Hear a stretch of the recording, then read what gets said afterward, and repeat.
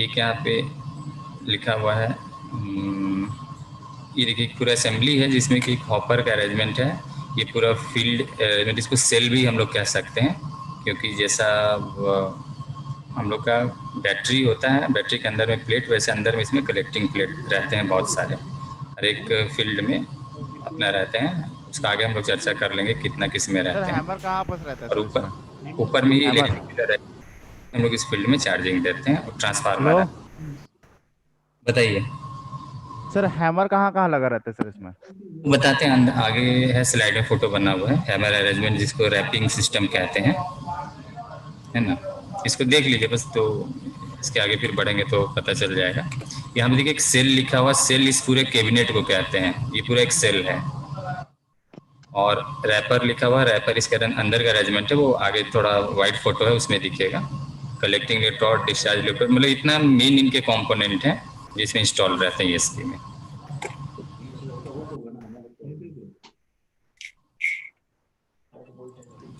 ये जो हैमर का बोल रहे थे आप, ये देखिए इसको हम लोग, ये हैमर है, ऐसे ही हैमर का अरेंजमेंट हमारा, ये इसको कहते, ये हॉरिजेंटली है, हैमर का अरेंजमेंट हॉरिजेंटली रहता है इसमें। और इसको कलेक्टिंग का हैमर कहते हैं, ये कलेक्टिंग प्लेट रहता है, ठीक है ना। इसमें ऐसा अरेंजमेंट बना रहता है, और एंगुलर रोटेट, मतलब एंगुलर इसका मोशन है। और आउटसाइड में इसको ड्राइव देने के लिए गियर बॉक्स लगा रहता है इसमें। इसका ये हैमर रोटेट होगा, और ये देखिए सॉक बार लिखा है ना, सॉक बार पर सॉक इफेक्ट देगा। फिर ये इसके प्लेट, कलेक्टिंग प्लेट है, इसके साथ लिंक है, बोल्टेड रहता है, उस पर हैमर होता है, तो जो हैश कलेक्शन रहता है वो जड़ जाता है। और ये सभी फील्ड में लगा है, और वो टाइमिंग के हिसाब से दिया जाता है, किस फील्ड में हमको कब देना है, मैक्सिमम ईएसपी की एफिशिएंसी देखते हुए उसका सेटअप करते हैं। और ये सब देख लीजिए आप। इसका नाम ऐसा ऐसा है, इसका नोमेनक्लेचर है बीएचएल के हिसाब से। एक बियरिंग का सपोर्ट दिया जाता है, क्योंकि कोई भी शाफ्ट रहता है उसको रोटेट करना है, तो उसके लिए बियरिंग का सपोर्ट देंगे।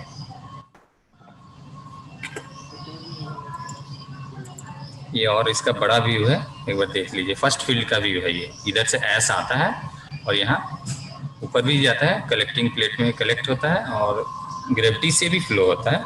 ग्रेविटी से आपका करीब 75% एस फ्लो हो जाएगा डायरेक्ट फर्स्ट फील्ड में। उसके बाद का बचा हुआ एस आगे फील्ड में कैरी ओवर होता है, जिसको हम लोग इलेक्ट्रिकल प्रॉपर्टी, मतलब इलेक्ट्रोस्टैटिक फोर्स के थ्रू कलेक्ट करते हैं इसमें, या उस प्रिंसिपल पे जिस पे काम कर रहा है उसके थ्रू कलेक्शन होता है इसमें। कई साल पहले, 2 साल 3 साल, हाँ, तो कई कौन सा डिपार्टमेंट में है वो? और ये एक सपोर्ट है जिसपे हम लोग जब मेंटेनेंस करते हैं, या कभी आपको देखना होगा, तो इसी सपोर्ट पे हम लोग अंदर में लगाएंगे, इसके थ्रू इस पे मूवमेंट करके, वॉकवे जैसा है पतला, इस अंदर का जो भी है कंडीशन देखते हैं, उसका आगे जो भी डिसीजन लेना है लेते हैं, ठीक है ना। इसमें कुछ और इस फोटो में समझना है तो बताइए, अभी बता देते हैं।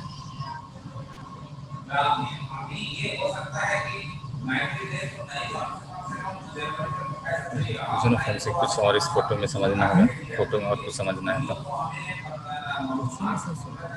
आवाज नहीं आ रहा है हमको, नंबर बाद नंबर बाद होगे तब बात।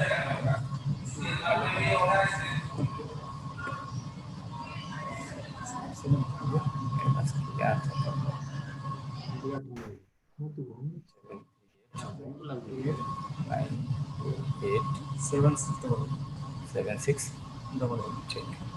कोई है क्या कमेंट्स में आपको से आपके पास आ जाएगा क्वेश्चन, इधर आ जाएगा तो आने पर सही है।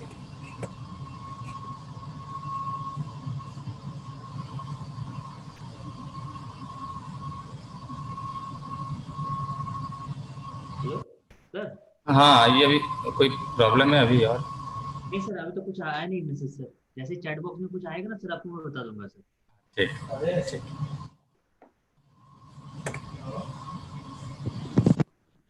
सर वो नीचे का जो वायर जैसा दिख रहा है वो क्या है सर?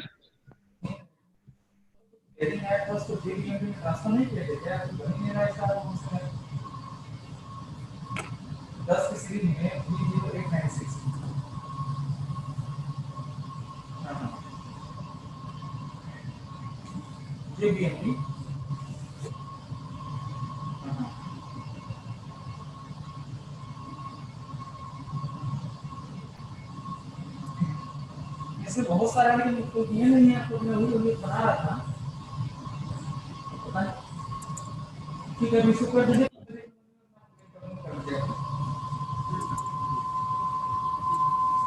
हाँ हाँ हाँ, इसको कर दीजिएगा।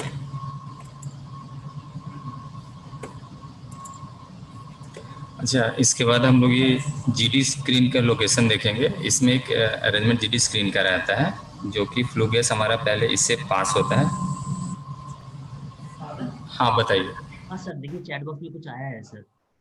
उतार दिख रहा है वो।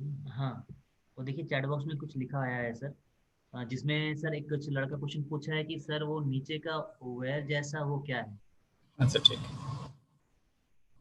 ये पीछे वाले स्लाइड में ना, ये हम लोग का वर्किंग करते समय का वायर है, और ये कटिंग सेट है, और ये लाइट है। ये ऐसा मतलब इसमें मेंटेनेंस के समय यूज किया जा रहा है। सर वो सामने गेट है क्या सर?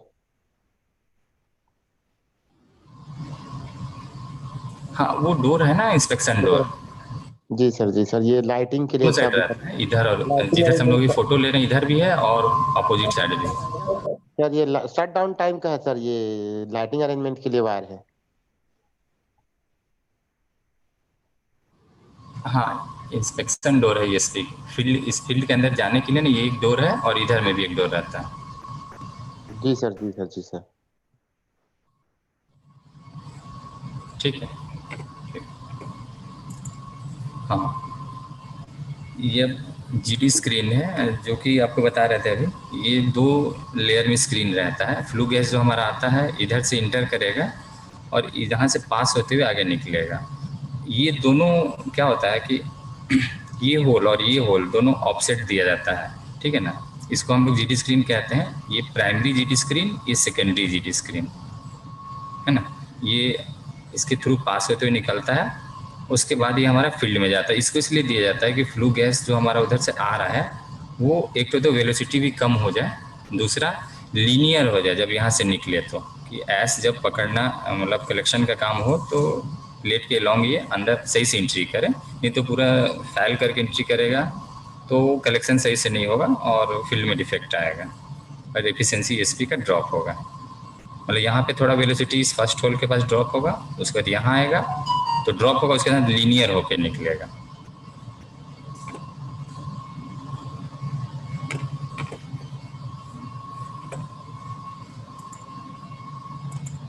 ये अंदर का अरेंजमेंट है। ये हमारा कलेक्टिंग प्लेट, ये प्लेट जैसे लंबा लंबा है, इसका लेंथ करीब 15 मीटर रहता है। और ये है इमिटिंग इलेक्ट्रोड, है ना। इसमें हम लोग चार्ज करते हैं, ट्रांसफार्मर से नेगेटिव चार्ज देते हैं, और कोरोना बनता है। और कोरोना बनने के बाद ये अपने पास जो भी ऐस रहता है उसको चार्ज कर देता है। और चार्ज करने पे ये चूँकि हमारा ग्राउंड रहता है, तो ये ग्राउंड है, और यहाँ जैसे नेगेटिवली चार्ज आता है तो इधर जाके कलेक्शन होना चालू होता है। मतलब नेगेटिव और पॉजिटिव ऐस दोनों डिस्ट्रीब्यूट होना चालू होते हैं, और इधर फिर हमारा ऐस कलेक्शन होगा, फिर रैपिंग के थ्रू ये रैप होगा तो ऐस गिरेगा। ऐसा करके हमारा हर एक रो में एक कलेक्टिंग प्लेट, 5-5 प्लेट का बंडल रहता है। 1 2 3 6 प्लेट का, यहाँ से वहाँ तक 6 प्लेट का रो रहेगा, एक रो। और ये 59 रो रहेगा, मतलब एक रो में ये 59 रो रहेगा। ऐसा करके 8 सीरीज रहेगा, फील्ड का 8 सीरीज। चूँकि 8 सीरीज ESP है अपना, इसलिए 8 रहेगा, 8 रो।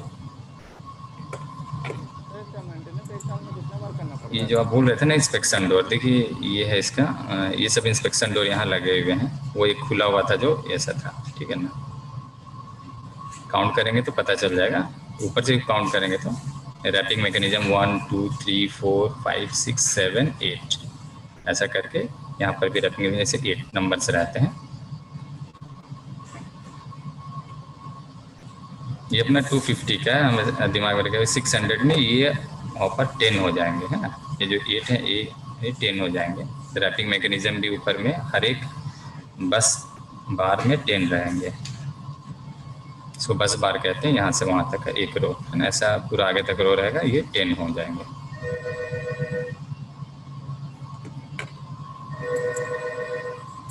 ये और पास का व्यू है जहाँ पे ये कलेक्टिंग इलेक्ट्रोड का रैपिंग मैकेनिज्म है जो हम अंदर देख रहे थे पहले स्लाइड में, कि वो रैपिंग करता है, इसी के थ्रू कनेक्ट रहता है यहाँ पे रैपिंग मैकेनिज्म। ये डोर से हम लोग खोलते हैं, अंदर जाते हैं, इंस्पेक्शन करते हैं, इसको कहते हैं इसकी फील्ड इंस्पेक्शन डोर। ये सब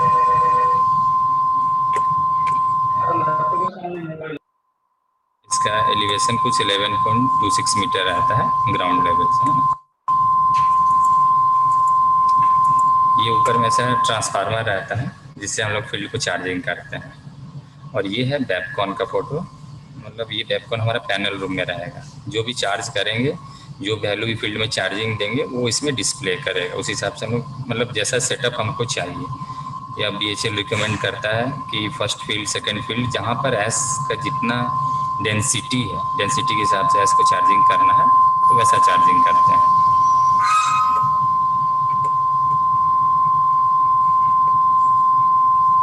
ये कुछ स्पेयर के फोटोग्राफ हैं जो अंदर में रहते हैं। ये इमिटिंग इलेक्ट्रोड है, इसका डायमेंशन वगैरह लिखा गया है। ये मटेरियल ये रहता है, सर्च करेंगे तो मिल जाएगा नेट में भी। और इसको ऐसे जो फर्स्ट फोटो में था ना,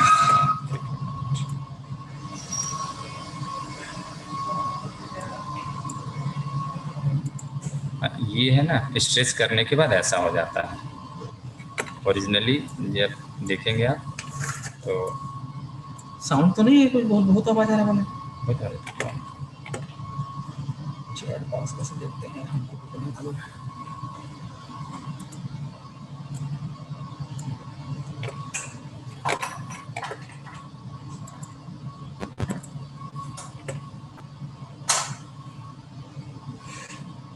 साउंड बहुत आ रहा है, इसमें तो साउंड नहीं आ रहा, सही यार नहीं आ रहा है। साउंड ज़्यादा आ रहा है। बीच में आ रहा था क्या, माइक्रोफोन ऑन हो रहा था क्या? आ रहा है सर बीच का साउंड। ठीक है, अभी नहीं आ रहा ना? ठीक ठीक ठीक ठीक। हाँ, इसको इमिटिंग इलेक्ट्रोड या डिस्चार्ज इलेक्ट्रोड बोलते हैं। ये आपको भी जैसे फोटो में दिखा है, इसको स्ट्रेच करके हम लोग हर एक फील्ड में लगता है। इसमें अरेंजमेंट में क्या रहता है, दो कलेक्टिंग रो के बीच में एक इमिटिंग इलेक्ट्रोड का रो रहेगा, और ये पर कलेक्टिंग प्लेट 3 टायर में लगेगा। और 3 टायर मतलब कि 3 लेवल में लगाते हैं, क्योंकि ये वायर है बहुत लॉन्ग नहीं लगा सकते हैं इसको। कलेक्टिंग इलेक्ट्रोड हमारा 15 मीटर का है, 5-5 मीटर पे ब्रैकेट बना बना के ये लगता है। और हर एक के कलेक्टिंग प्लेट के एनालॉग मतलब उसके हिसाब से 3 रोल रखेंगे तो ये सफिशिएंट चार्जिंग करेगा, और एस कलेक्शन इससे होगा, इससे ज़्यादा नहीं रखते हैं।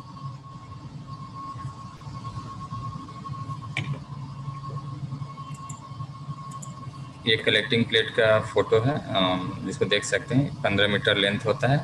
ये इसका हुकिंग का डिवाइस है, इससे हैंगिंग रहता है, और इसका ऐसा प्रोफाइल रहता है। जब टॉप व्यू देखेंगे रूप से ESP का इरेक्शन के समय, या नॉर्मल भी कहीं पे इसका जो बंडल रहता है तो इसी टाइप से रहेगा उसका। इसका भी मटेरियल यहाँ पे मेंशन कर दिया गया है किस मटेरियल का रहता है, ठीक है ना। माइल्ड स्टील का MS का ही रहता है, लेकिन रोल्ड प्रोसेस से बना रहता है, कोल्ड रोल्ड।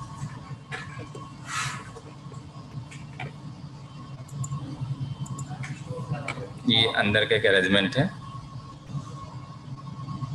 ये एक GD स्क्रीन का है। GD स्क्रीन हम लोग ऐसे हैंगिंग है, ऐसी कलेक्टिंग प्लेट भी रहता है, आगे में फोटो में दिखा देंगे कैसे। तो फ्लो इधर से जाता है और इसको ब्लॉक होता है, यहाँ पे थोड़ा ब्लॉक होगा और इधर थोड़ा ब्लॉक होगा, तो निकलेगा आगे फ्लो गैस। ये हॉपर का अरेंजमेंट है। एस कलेक्शन होने के बाद यहाँ से डिस्चार्ज डिवाइस है, वाल्व खुलेगा और इस पाइपलाइन में एस आएगा। और इसका भी टाइमिंग रहता है, जिस फील्ड में जितना ज़्यादा एस का कलेक्शन है उसमें उतना जल्दी जल्दी टाइमिंग रहता है इवैक्यूएट करने के लिए एस हॉपर से। इसमें इंस्पेक्शन डोर भी एक दिया जाता है, कभी किसी कारण से प्रॉब्लम रहेगा तो खोल के देख सकते हैं।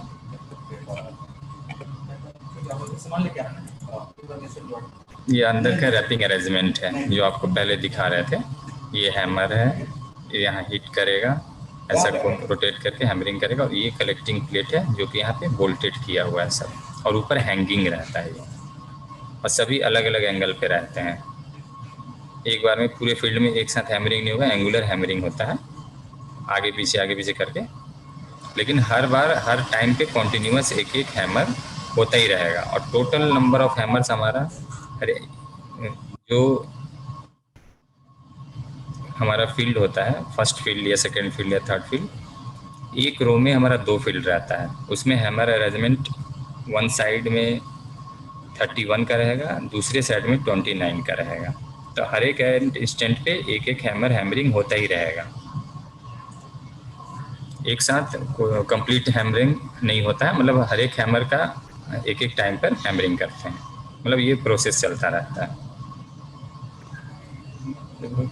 चैट बॉक्स में कुछ, और ये गियर बॉक्स है जिसके अरेंजमेंट से हम लोग इसको ड्राइव देते हैं, और ये अपना मोशन, मतलब इसमें सर एक रोटेशन साथ होता हैमरिंग रहता करेंगे है। तो क्या वो भी प्रॉब्लम आएगा टाइमिंग है सर? इसका भी, और हर एक रैपिंग मोटर 1 मिनट के लिए ऑपरेट होता है। सर एक टाइम में एक साथ हैमरिंग करेंगे तो क्या प्रॉब्लम आएगा?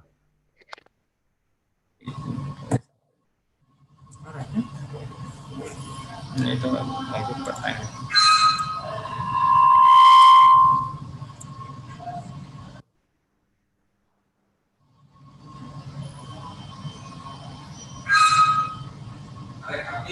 हाँ,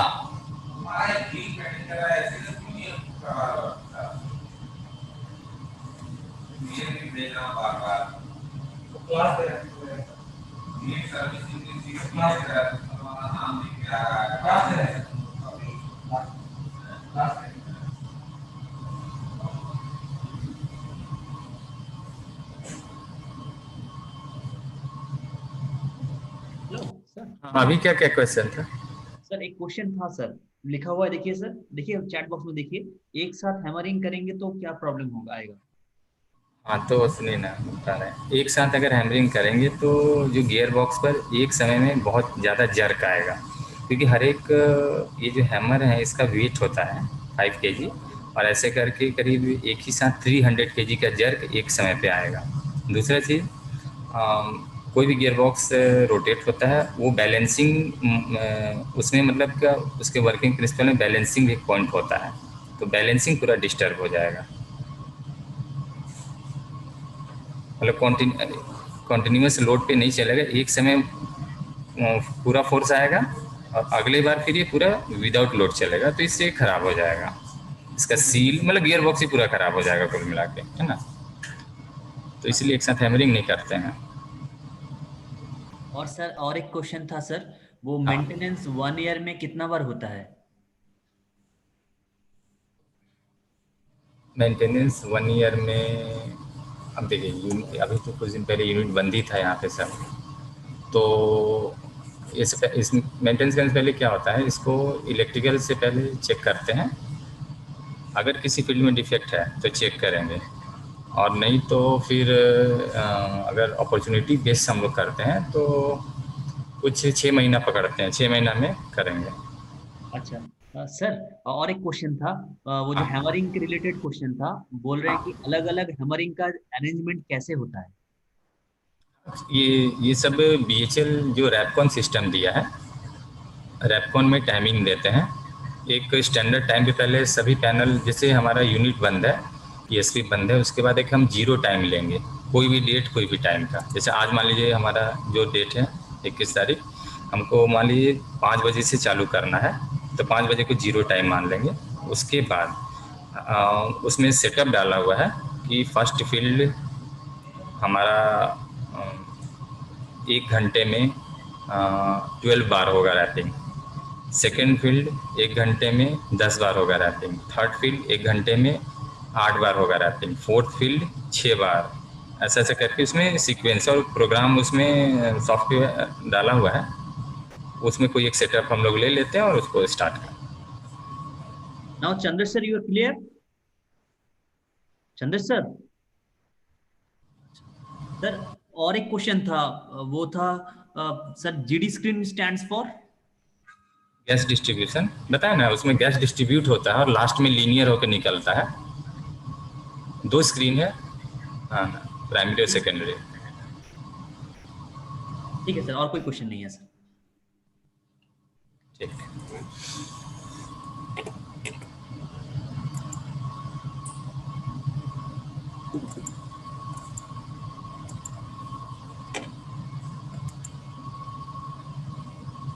एक ई सेल का स्ट्रक्चर है, इसको भी देख सकते हैं। और ये तो ऐसे पहले बता ही दिए हैं, ये स्क्रीन का फोटो भी बना हुआ है। इसके आगे हम लोग मेन जो है टॉपिक यहाँ चलते हैं ना। इसमें वर्किंग प्रिंसिपल देख लीजिए। पहला चीज़ होता है डीसी हाई वोल्टेज क्रिएट करना, फिर S particle, collection of charge particles on positively charge electrode, ठीक है, और डिसलॉज ऑफ कलेक्टिंग पार्टिकल्स। यहाँ पे देखिए एक चीज़ है, collection of charge particles on positively charge electrode. ये है कलेक्टिंग इलेक्ट्रोड, जिसको कि हम ग्राउंड तो कर देते हैं लेकिन वो पॉजिटिवली चार्ज रहता है। और इमिटिंग इलेक्ट्रोड जो एस को चार्ज करता है कोरोना के मतलब प्रोसेस से, वो निगेटिव चार्ज होता है। मतलब उसमें इलेक्ट्रॉन जो होते हैं वो एस को चार्ज करेंगे और पॉजिटिव इसको मानते हुए, क्योंकि उसके रेस्पेक्ट में ये पॉजिटिव हो जाता है ग्राउंड होने के बावजूद। और इधर कलेक्शन होता है कलेक्टिंग में। और डीसी रेक्टिफायर लगा के ऊपर हम लोग रूफ पे जहाँ ये ट्रांसफार्मर इंस्टॉल्ड है वहीं पे इसको डीसी में कन्वर्ट किया जाता है। और उसके बाद एक पॉइंट ट्रांसफार्मर का ग्राउंड कर देते हैं और दूसरा पॉइंट इमिटिंग इलेक्ट्रोड में चला जाता है चार्जिंग के लिए। ऐसा करके आता है। एक पॉइंट इसका ग्राउंड कर दिए हैं, ट्रांसफार्मर है इधर, इस कलेक्टिंग प्लेट है सैंपल के लिए है, इसमें इसको ग्राउंड कर दिया गया है। ये पॉजिटिव हो गया इसके रेस्पेक्ट में, क्योंकि यहाँ से हमारा नेगेटिव चार्ज इस वायर में आ रहा है, तो ये इलेक्ट्रॉन इमिट करेगा और उसके साथ मतलब चार्ज करेगा इसको। इसके रेस्पेक्ट में ये पॉजिटिव चार्ज होगा और इसका कलेक्शन इस पर होने लगेगा। तो गैस इनलेट का भी डायरेक्शन ऐसे ही रहता है, इमिटिंग अपना इमिटिंग के एनालॉग। ये भी एक फोटो है, इसमें देखिए कैसे इधर से जा रहा है, एक मतलब ऐसा नेट से लिया हुआ फोटो है। शायद से कलेक्शन ऐसे इसमें चार्ज होते हुए आगे निकल रहा है अलग अलग फील्ड में। एक ये अरेंजमेंट है इमिटिंग इलेक्ट्रोड का। देखिए हम बताए थे ना 2-3 टायर में रहता है, इसमें 2 टायर में सिर्फ फोटो है, लेकिन अपना यहाँ पे ऐसा करके 3 टायर में है। ये एक टायर हुआ, एक से ये 2 फ्रेम के बीच में, इसके बीच में दूसरा टायर हुआ, इसके बीच में तीसरा टायर हुआ रहता है यहाँ पर। इसमें 2 कैसी फोटो दिख रहा है।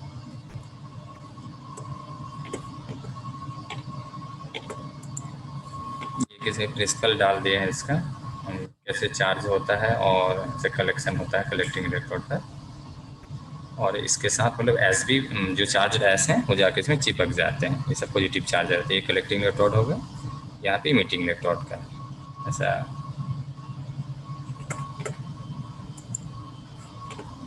इसका कुछ और है, गैस मॉलिक्यूल कैसे आयनाइज होता है। फ्री इलेक्ट्रॉन होते हैं, फिर प्लस माइनस गैस मॉलिक्यूल के नेगेटिवली गैस आयन हो जाते हैं और कलेक्टिंग प्लेट की तरफ मूव करते हैं। अब यहाँ पे देखिए जो प्लस का भी सिंबल बना हुआ है, इससे जो एस चार्ज रहेगा वो प्लेट पे थोड़ा थोड़ा लेयर बन जाता है ना। ये आगे चल के देखेंगे कुछ फोटो में एस दिखेगा कि आखिर नेगेटिव चार्ज पे जाके चिपक रहा है, लेकिन उसके बाद भी वहाँ पे कुछ रुक जा रहा है। तो आगे देखने से पता चल जाएगा कि ऐसा करके जो डिस्ट्रीब्यूट होता है एस, उसके बाद कैसा प्रिंसिपल उसमें रहता है कि थोड़ा सा एस हमारा उस पर रह ही जाता है हर बार में। फिर वो सब के लिए एक्सेस रैपिंग करना पड़ता है इसको निकालने के लिए।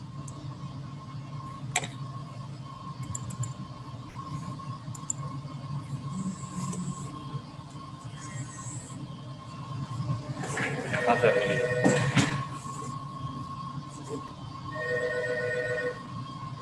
हाँ सर स्टोर वाला तो चेक नहीं किया है, यहाँ वाला एक पीस था तो उसको 0 किया है, एक ही आइटम था बस।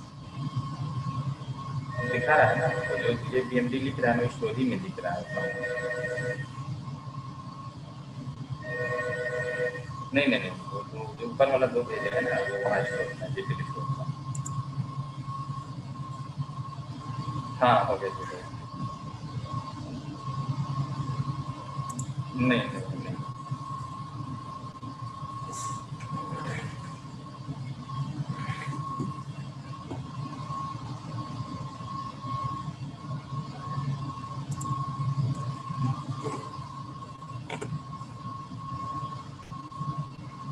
यहाँ पे भी इसका प्रिंसिपल पे ही बताया गया है एस कैसे चार्ज हो रहा है और प्लेट में जाके कलेक्ट हो रहा है।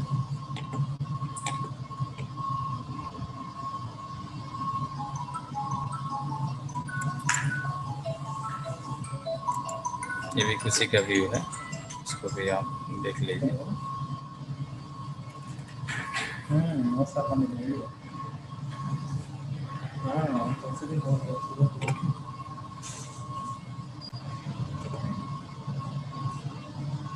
यहाँ देखिए लिखा हुआ है, the dust layer is allowed to build up on the plate to a desired thickness and then particle removal cycle is initiated through rapping process. देखिए होता क्या है कि अगर हम रैपिंग का जो आप लोग पूछ रहे थे ना, रैपिंग का टाइमिंग इसलिए दिया जाता है, जैसे आपको बताया कि हर एक फील्ड में डेंसिटी के हिसाब से एस कलेक्शन होता है, और चूँकि हमारा एमिशन कम हो इस पर्पज़ के लिए ईएसपी प्लांट में इंस्टॉल रहता है। हम लोग फर्स्ट फील्ड से ही उसका एस का कलेक्शन ज़्यादा करते हैं कि लास्ट तक जाते जाते हमारा एकदम फाइन पार्टिकल रहे। अब अगर हम फाइन पार्टिकल किसी फील्ड में है और उसमें रैपिंग को वैसे ही टाइम रखेंगे जैसा पहला फील्ड का रखेंगे, तो एस हमारा चूँकि उसमें एस का थिकनेस नहीं बना रहता है, बहुत फाइन एस है, बहुत थोड़ा क्वांटिटी एस का जाता है, तो ये इमिट होके चिमनी में चला जाएगा और इमिशन कंटिन्यू रहेगा। इसीलिए लास्ट फील्ड जैसे जैसे लास्ट फील्ड तरफ ईएसपी के जाएंगे, मतलब टुवर्ड्स चिमनी तरफ, उसका टाइमिंग को बहुत देर करते हैं। यहाँ पर जो सेटअप है 24 आवर्स में सिर्फ 3 बार चलेगा 1-1 मिनट के लिए, मतलब 8 आवर का फ्रीक्वेंसी है। और फर्स्ट फील्ड में 12 मिनट पर के, मतलब 12 टाइम्स होगा 1 आवर में, मतलब 5 मिनट पर फ्रीक्वेंसी। साइड का पीछे बताइएगा सर, ये नेटवर्क इशू क्यों नहीं हो पाया। हेलो, जो भी पूछना है टाइप करो मैसेज। सर का स्पीकर थोड़ा खराब है।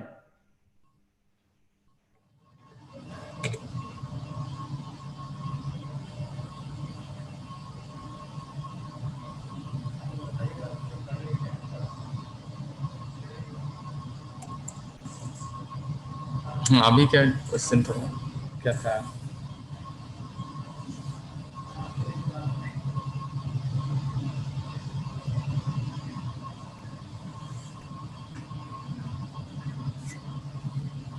अच्छा, रैपिंग का ना, ठीक।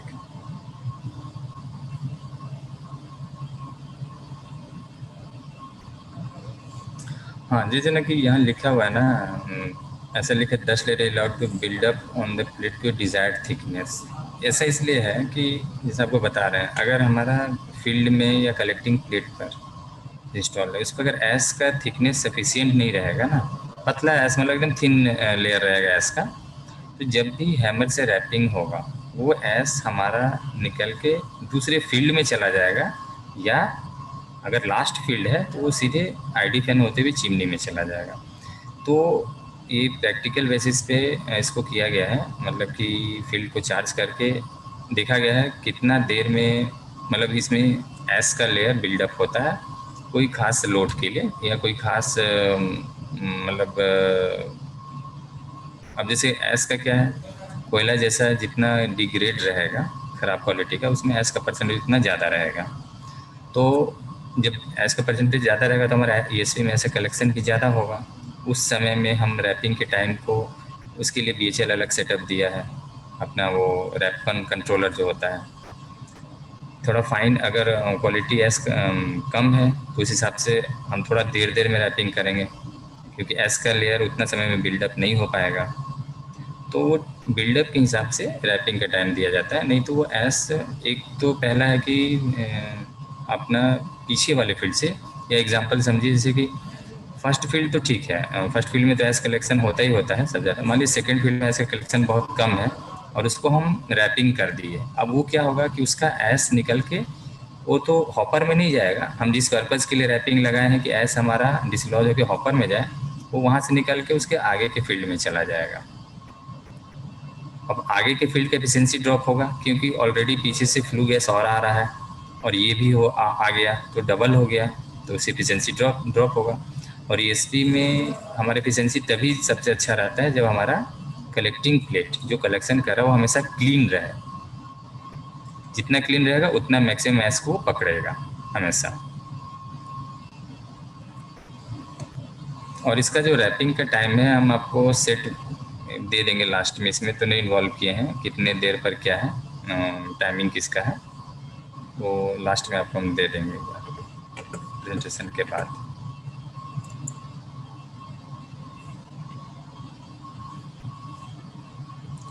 और ये एक ऐसा अरेंजमेंट बना दिया गया है, ऐसे फ्लू गैस जाता है और ये इमिटिंग इलेक्ट्रोड है एक सिंपल, और ऐसे कलेक्शन होता है चार्ज होने के साथ, जैसे क्लीन गैस निकलता है बाहर आता है।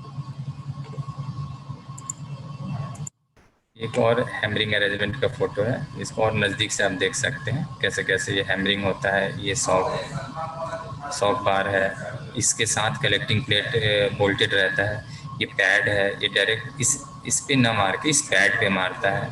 पैड पे मारता है तो ये जर्क यहाँ से मूव करता है, जर्क मूव करते हुए कलेक्टिंग प्लेट में जाता है, उसके बाद एज ना गिर जाता है, डिसलॉज हो जाता है। इस सब के लिए चूँकि सॉफ्ट रहता है, इसके लिए कुछ कुछ दूर पे हम लोग ऐसा सपोर्ट दिए रहते हैं, इसमें बेरिंग रहते हैं। फोटो इसमें थोड़ा हाइड हो गया है ना। ये एक अंदर का अरेंजमेंट है। देखिए वो था कलेक्टिंग का रैपिंग जो आपको दिखा रहे थे, ये है इमिटिंग का रैपिंग। इसमें क्या क्या कंपोनेंट रहता है, ये देखिए इमिटिंग इलेक्ट्रोड लगा हुआ अलग अलग टायर में ना, जो आपको बताए थे पहले। ये है कलेक्टिंग इलेक्ट्रोड, ये हो गया, ये हो गया। देखिए चार्जिंग जो होता है उसका देखिए धब्बा दिख रहा है कलेक्टिंग प्लेट पे, कैसे चार्ज होता है। और ये कैसे यहाँ पे कोरोना बना रहा है, जब फील्ड कोई एक्सेस चार्जिंग में रहा है तो उसका पूरा यहाँ पे स्पॉट पड़ गया है कोरोना का। इलेक्ट्रॉन जो निकलता है एकदम और यहाँ पे आके कॉन्टेक्ट कॉन्टिन्यूस ऐसे यहाँ पे कलेक्शन हो रहा है, इसका एक प्रकार का स्पॉट जैसा पड़ गया। इससे पता चल रहा है देखने से कि हाँ इसके सामने भी है, मान लीजिए देखेंगे अंदर, मतलब इसमें इसकी को कभी चेक करेंगे अंदर से ना तो देखने से पता चलेगा। और ये है एक पिन व्हील अरेंजमेंट। इसमें क्या होता है कि जो हमारा टॉप का जो रैपिंग होता है उसको हम लोग इमिटिंग इलेक्ट्रोड रैपिंग मैकेनिज्म कहते हैं। ये इमिटिंग इलेक्ट्रोड है ना, रैपिंग मतलब उसको क्लीन करना है, उसके लिए अरेंजमेंट लगता है। ये ऊपर से एक वर्टिकल शाफ्ट से आता है, जैसे ये हॉरिजॉन्टल शाफ्ट हुआ ना, वो वर्टिकल शाफ्ट रहता है। और ये पिन व्हील एक हो गया, इसको बिग पिन व्हील कहते हैं। इसके बगल में स्मॉल पिन व्हील रहता है। जैसे इसका अरेंजमेंट, इसका मोशन ऐसे रहेगा, मान लीजिए कि वर्टिकल है, उसका हॉरिजॉन्टल रहेगा, और वो दोनों मिलके वहाँ पे ड्राइव का स्पीड ज़्यादा रहता है, उसको यहाँ पे स्लो किया जाता है, उसके बाद इसमें रैपिंग किया जाता है इस कॉमन फ्रेम पे। एक कॉमन फ्रेम है जिसमें कि इमिटिंग का वायर लगा हुआ है, और जैसे इसमें जर्क देंगे वो ऐसे डिसलॉज हो जाएगा। इसके लिए टाइमिंग है, और इसका टाइमिंग सभी में फिक्स है, 6 मिनट के टाइमिंग पर ये चलता है हर एक फील्ड में। लेकिन उसमें भी ऐसा प्रोग्रामिंग किया गया है कि एक कांस्टेंट टाइम में, जैसे कि एक साइकिल हम मानते हैं कि 1 घंटे का साइकिल है, तो चाहे 20 मिनट का साइकिल या 25 मिनट का साइकिल, उसमें कोई भी फील्ड में ये रैपिंग एक साथ नहीं चलेगा। हमारे पास टोटल एक ESP में यहाँ 16 फील्ड रहते हैं, 16 में हमेशा वो आगे पीछे ही चलेगा, 2 रैपिंग एक साथ नहीं देते हैं। नहीं तो वो भी हमारा एफिशिएंसी के लिए नुकसान है, क्योंकि जब 2 रैपिंग एक साथ होगा तो दोनों का एक साथ ऐसे डिसलॉज होगा, और वो दूसरी फील्ड में जब भी ऐसे डिसलॉज होता है तो दूसरी फील्ड में जाना ही जाना है, चाहे कम जाए चाहे ज़्यादा जाए, तो उसको आगे पीछे ही करके करते हैं।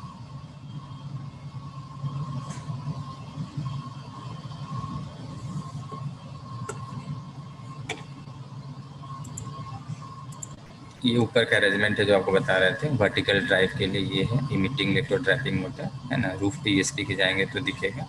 और ये कलेक्टिंग वाला रैपिंग मोटर जो हर एक फील्ड में इंस्पेक्शन डोर के पास लगा रहता है।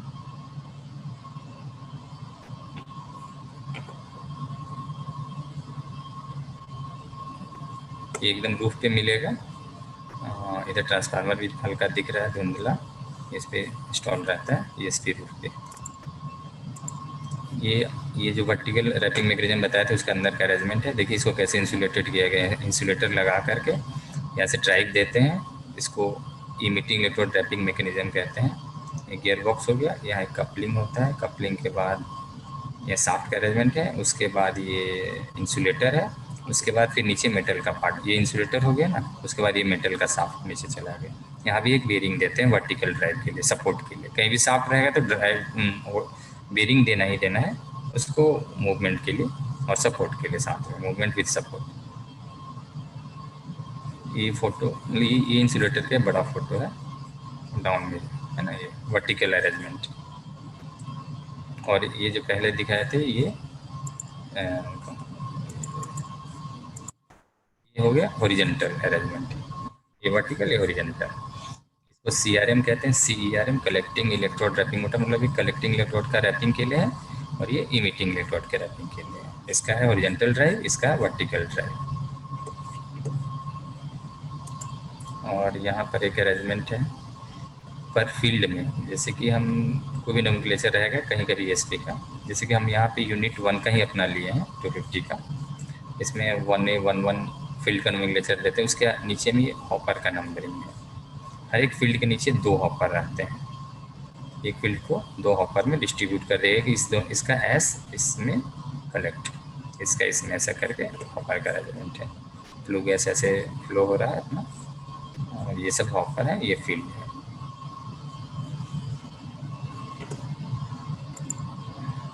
ये एक चार्जिंग के समय का, ये आप देख सकते हैं ऐसा कंट्रोलर जो हम लोग को ट्रांसफार्मर चार्ज करते हैं, ये कंप्यूटर वेबकॉन इसको कहते हैं। वेबकॉन में ऐसा डिस्प्ले होता है, इसमें ध्यान से देखेंगे कितना वोल्टेज रहता है, कितना करंट रखते हैं, क्या चार्ज इसे रखते हैं, ये सब रहता है इसमें सेटअप। इसको हम लोग अपने रिक्वायरमेंट के हिसाब से वेरी करते हैं, जैसा जैसा आपको ज़रूरत है। हमारा कॉल अगर वर्स्ट कंडीशन का यूज़ कर रहे हैं तो उसमें थोड़ा चार्जिंग हमको ज़्यादा रखना पड़ेगा, ये तो ऐसा आगे कैरी ओवर हो जाएगा। अब जब S ज़्यादा आएगा, चार्जिंग ज़्यादा करेंगे तो उसका रैपिंग भी थोड़ा पहले करना पड़ेगा। फ्रीक्वेंसी रैपिंग का जल्दी रखेंगे, लेकिन रैपिंग का टाइमिंग हमेशा याद रखिएगा 1 मिनट ही रहता है, उससे ज़्यादा नहीं। 1 मिनट रोटेट होगा। हमको अगर किसी फील्ड में S कलेक्शन ज़्यादा हो रहा है, बाई चांस 6 फील्ड में S कलेक्शन ज़्यादा हो रहा है, उसको हम जल्दी करेंगे। मतलब 1 घंटा में जैसे आपको बताए थे 12 बार करते हैं, उसको हम 16 बार भी कर सकते हैं, एज़ पर नीड हमारा इमिशन देखते हुए कि इमिशन हमारा कम रहे, कितना सेटअप तक। एक फोटोग्राफ है, देखिए अंदर में एस जब भर जाता है, ये अंदर का हम लोग कभी चेक किए हैं तो ये कैसा कंडीशन हो जाता है पूरा। इसमें पूरा शॉर्ट हो गया, क्योंकि हाई KV पे चलता है ये ESP, 45 KV से एबव रहता है, मतलब 45,000 वोल्ट। तो एस तो वैसे पकड़ लिया है, तो ये चार्ज होकर एस इसको चार्ज किया और प्लेट को शॉर्ट कर दिया है। मतलब इस कंडीशन में अगर आप फील्ड चार्ज करेंगे तो फील्ड चार्ज नहीं होगा। और ऐसे होते होते अगर बहुत दिन तक ध्यान नहीं दिया जाएगा तो ESP इसी से, मतलब इसी कारण से कोलैप्स होता है।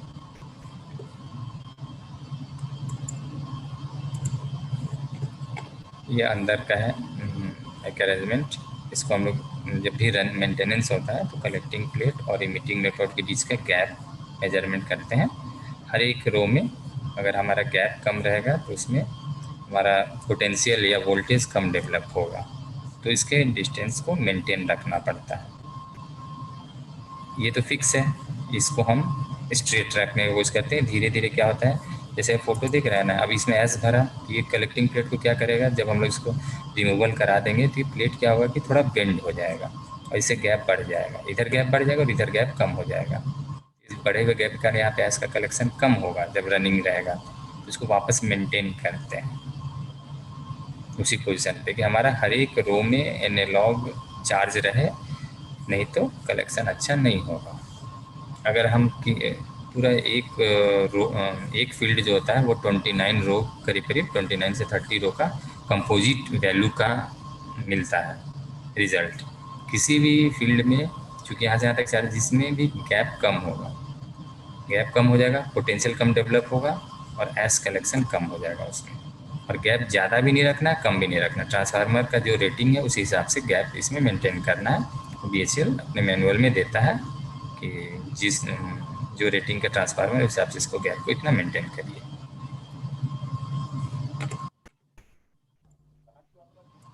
ये अंदर का है, जो ये एक सपोर्टेड रॉड होता है जिसपे कि हमारा वो इमिटिंग का फ्रेम जो है, एक मिनट बता रहे हैं,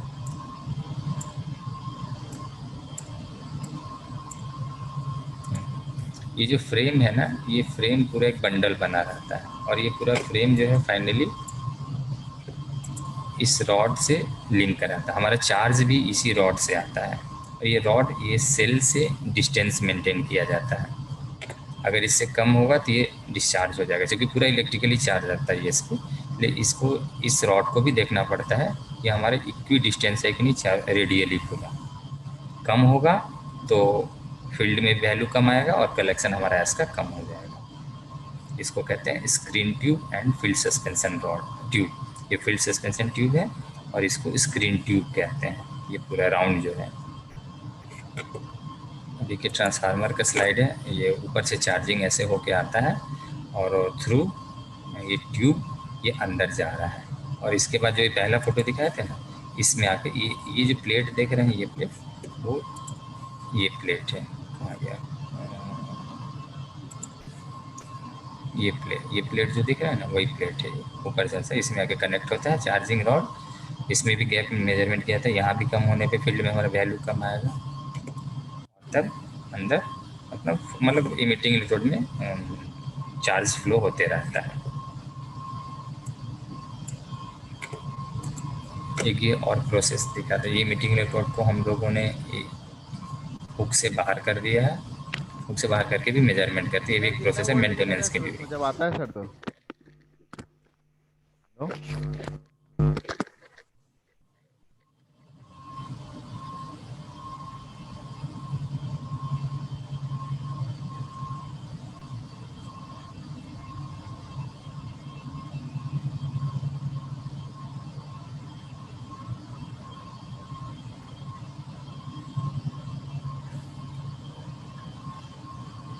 अभी और किसी का कुछ था क्या? नहीं तो बाद में खत्म हो जाएगा, उसके बाद ही बता देंगे, है ना? एक ही बार बता देंगे, है ना?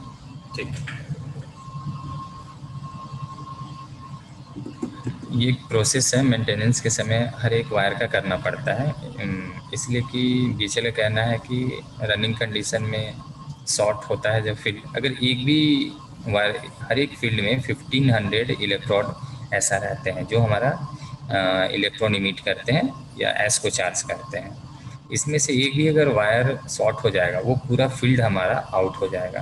वो बिना मतलब का रहेगा, सिर्फ रहेगा, लेकिन वो चार्जिंग प्रोसेस पे काम कुछ नहीं होगा। वो अंडर वोल्टेज उसी को कहते हैं, अंडर वोल्टेज हो गया फील्ड, ऐसा बोलते हैं। इसलिए सभी वायर को हम लोग क्या करते हैं, इसको हुक से निकाल देते हैं टोटल को और इसका डिस्टेंस मेजर करते हैं।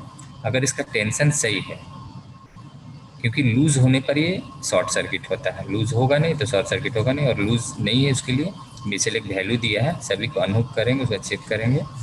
चेक करने के बाद फिर इसको वापस लगाएंगे। जो उस लिमिट से ज़्यादा है, मतलब लूज हो गया है, उसको हम लोग मानते हैं। उसके बाद उसको रिमूव करके नया लगाते हैं इसको ड्यूरिंग मेंटेनेंस। ये एक प्रोटेक्शन दिया गया है। क्या है कि फर्स्ट फील्ड में लगा रहता है जहाँ पर एस का एकदम बहुत ज़्यादा फ्लो रहता है।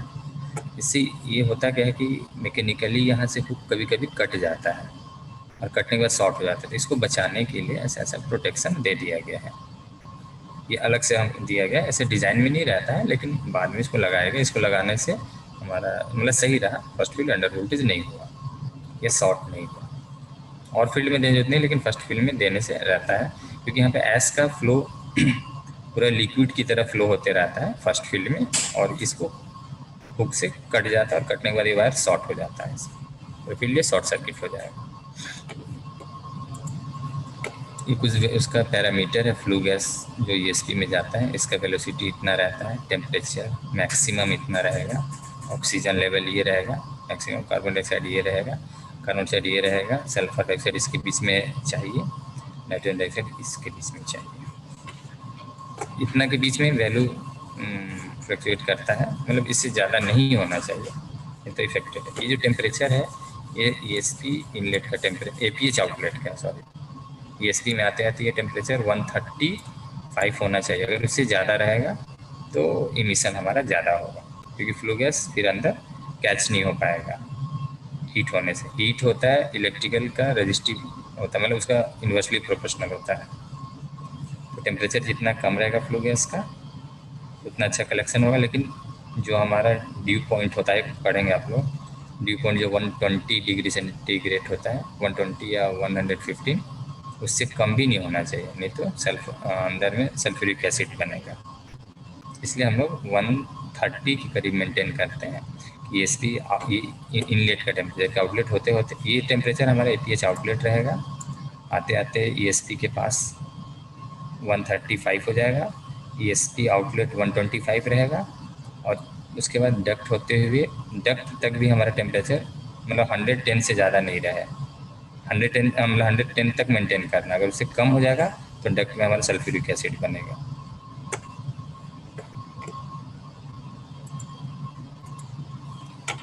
ये कुछ और है, ट्रीटमेंट टाइम है, इतना देर ट्रीटमेंट होता है जब सभी फील्ड सर्विस में है। 49.6 सेकेंड लिखा हुआ है, इतना देर ट्रीटमेंट होता है। उसके बाद आगे निकल गैस वेलोसिटी इतना रहेगा, कलेक्टिंग प्लेट का एरिया इतना है, स्पेसिफिक कलेक्टिंग एरिया प्रोवाइडेड है ना पर फील्ड के हिसाब से, ये इतना है। HV रेक्टिफायर मतलब ट्रांसफार्मर, हाई वोल्टेज ट्रांसफार्मर 32 है, इसका रेटिंग है 95 kV। गैस फ्लो रेट पर ESP में हम लोग इतना देते हैं। टेम्परेचर ESP इनलेट 150 लिखा हुआ है, लेकिन ये APH आउटलेट है, ये थोड़ा सा मिस्टेक है, 135 ही रहता है प्रैक्टिकली। और डस्ट कंसंट्रेशन इतना रखते हैं, डस्ट कंसंट्रेशन आउटलेट में इतना रहना चाहिए। देखिए यहाँ पे ग्राम में लिखा है और यहाँ मिलीग्राम में है, ठीक है ना। ये दोनों को समझना, मतलब इस ग्राम को मिलीग्राम तक में कलेक्ट मतलब किया जाता है ESP के हेल्प से। ESP नहीं रहेगा तो सोचिए कितना एस बाहर निकलेगा चिमनी से।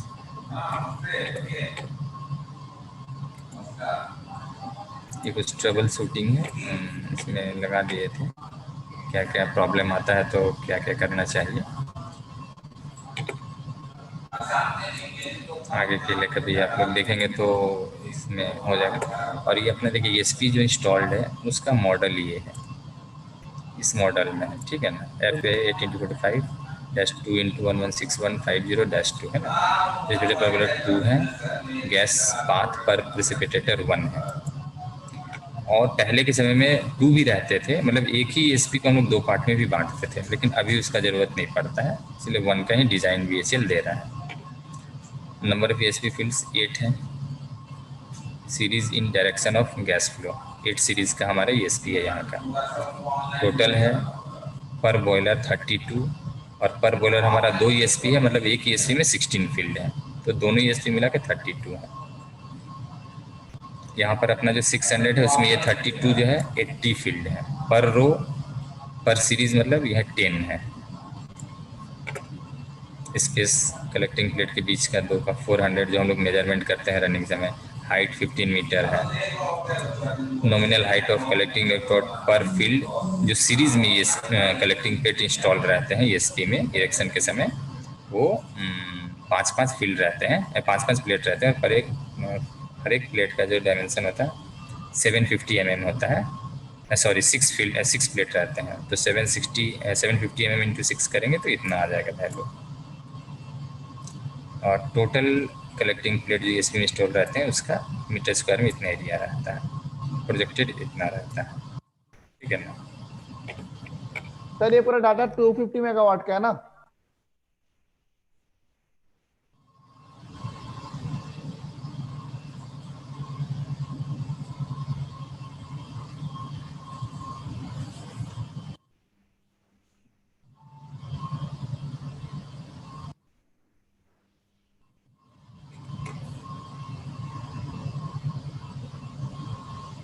सर ये पूछ रहा था कि पूरा डेटा 250 मेगावाट का है क्या? ये 250 का है। अच्छा, और सर और एक क्वेश्चन आया है जो आप मेरे क्वेश्चन पूछिए, हम बताते हैं, है ना। हाँ, वो क्वेश्चन ये पूछा कि from which material electrode coil is made. कौन सा इलेक्ट्रोड, इमिटिंग की कलेक्टिंग? इमिटिंग कलेक्टिंग दोनों ही बोल दीजिए सर। दोनों का है ना, यहाँ पे तो दिखाएगा आपको।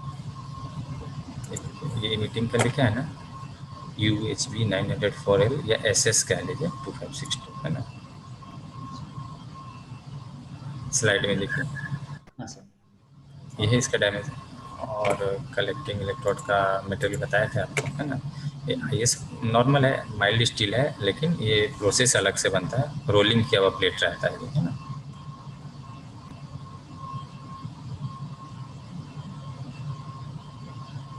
ठीक है सर, और कोई क्वेश्चन नहीं है सर अभी फिलहाल, और कोई क्वेश्चन नहीं है सर। रैपिंग का और कुछ जो पूछ रहे थे हम आपको मेल कर देंगे, अभी किस सेट पर हमारा रैपिंग चल रहा है। अच्छा सर, है ना। तो मैं और उस हिसाब से वो लोग को दे भी दूंगा सर ये भी। दे दीजिएगा सब, क्योंकि हाँ जो अगर मतलब पढ़ने के बाद ही और कुछ क्वेश्चन होगा तो बता पाएंगे ना, या हाँ हाँ पूछेंगे लोग। हाँ सर, एक हाँ जो सर। अरेंजमेंट आपको ये दिए है ना, ये थोड़ा लड़के लोग देख लेंगे, ये वाला चीज़ है ना, ये जो रहता है ना, इसमें पूरा उसका वैल्यू रहता है। हाँ, इसमें सर हमने क्या, सर रोशन कुमार एक क्वेश्चन पूछा है sir, what is the relation between charge ratio and ash collection? देखिए चार्ज रेशियो और एस कलेक्शन, हाँ सुनिए, चार्ज रेशियो का मतलब होता है कि हम एक कोई कांस्टेंट टाइम ले लें, जैसे 1 मिनट का टाइम ले लें, ठीक है ना। जैसे चार्ज रेशियो 31 है, मतलब 1 मिनट में 31 टाइम्स चार्ज होगा फील्ड। ये सेकेंड फील्ड 51, अब अगर ये 1 मिनट में 31 बार हुआ, ये 1 मिनट में 51 बार हुआ। और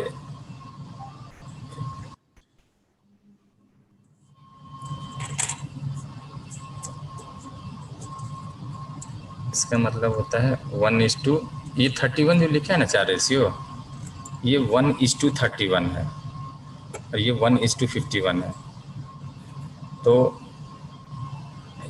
इसको फील्ड डेड ना हो इसलिए इसका चार्ज रेशियो ऐसा सेटअप करते हैं। और साथ में एज कलेक्शन अगर जैसे इसको एक एग्जांपल समझिए, 1:1 करते, 31 इसको 1 कर देंगे। अब इसमें क्या हुआ कि एस हमारा कॉन्टिन्यूस कलेक्शन में रहेगा, और ये फील्ड जो हम बता रहे हैं, जब रैपिंग करते हैं उस समय में फील्ड ये डिस्चार्ज कंडीशन होता है, तो डिस्चार्ज हो ही नहीं पाएगा, और पूरा एस का ना फ्लो अंदर डिस्टर्ब हो जाएगा। इसलिए इसको टाइमिंग के हिसाब से देते हैं कि फील्ड हमारा 31 टाइम्स चार्ज हो और फिर बंद हो जाए, क्योंकि इस फील्ड में हमारा एस कलेक्शन ऑलरेडी ग्रेविटी से ज़्यादा है।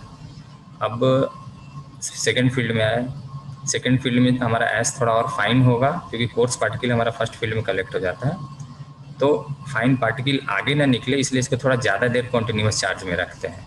कोर्स पार्टिकल तो गिर ही जाएगा। उसके बाद थर्ड में आइए, और मान लीजिए उससे ज़्यादा हो गया, 60 टाइम्स से ज़्यादा 71 टाइम्स हो गया, ये और कॉन्टिन्यूस ज़्यादा टाइम चार्ज रहेगा, जिससे कि और जो फाइन है वो आगे ना निकल पाए। फिर लास्ट में देखेंगे ना, यहाँ पे 8, ये 12 छोड़ दीजिए, 8 फील्ड में कितना 151 है ना, मतलब ये कॉन्टिन्यूस चार्ज में रहता है कि फाइन पार्टिकल हमारा ना निकल पाए। बस यही रीज़न होता है कि हम चार रेशियो रिलेशन दोनों का एक ही है। और जहाँ पर हमारा कोर्स और फाइन का रेशियो चेंज होते जाता है, जैसे कोर्स 80% है और फाइन 20% है, वहाँ पे हम चार रेशियो कम रखेंगे। और जैसे जैसे आगे बढ़ते जाएंगे, चार रेशियो जहाँ पे फाइन पार्टिकल का कंपोजिशन बढ़ते जाएगा और कोर्स कम होते जाएगा, वहाँ पर चार रेशियो हम बढ़ाते चले जाएंगे, नहीं तो फाइन पार्टिकल जो है वो निकल जाएगा दूसरे फील्ड में। इसलिए इसको कॉन्टिन्यूस ही चार्ज में रखते हैं,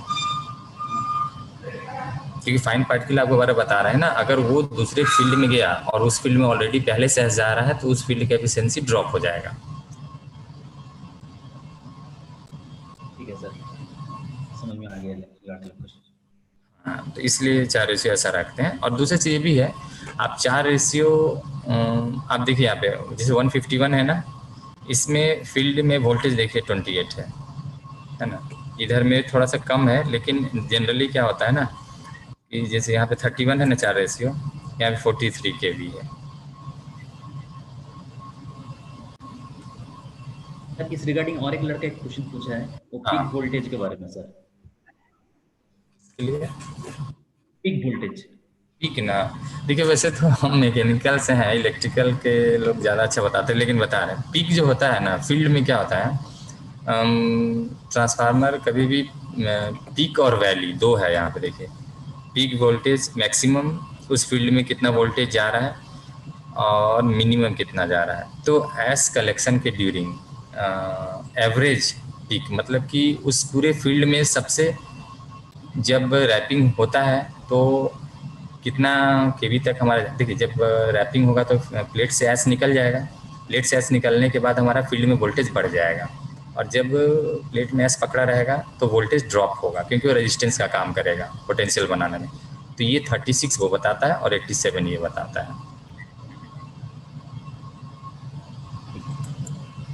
है ना। ये वोल्टेज भी चेंज होते रहता है, आप देखेंगे तो। सर वो वैली वोल्टेज जो है वो थोड़ा सा और एक बार बता दीजिए। वैली हमारा फील्ड का सबसे मिनिमम वोल्टेज है, मतलब जब हमारा एस पूरा कलेक्टेड है फील्ड में, और फील्ड का जो हम बता रहे थे ना कि हम लोग गैप मेंटेन करते हैं, कि हमारा इससे कम गैप होगा तो फील्ड का एफिशिएंसी ड्रॉप होगा।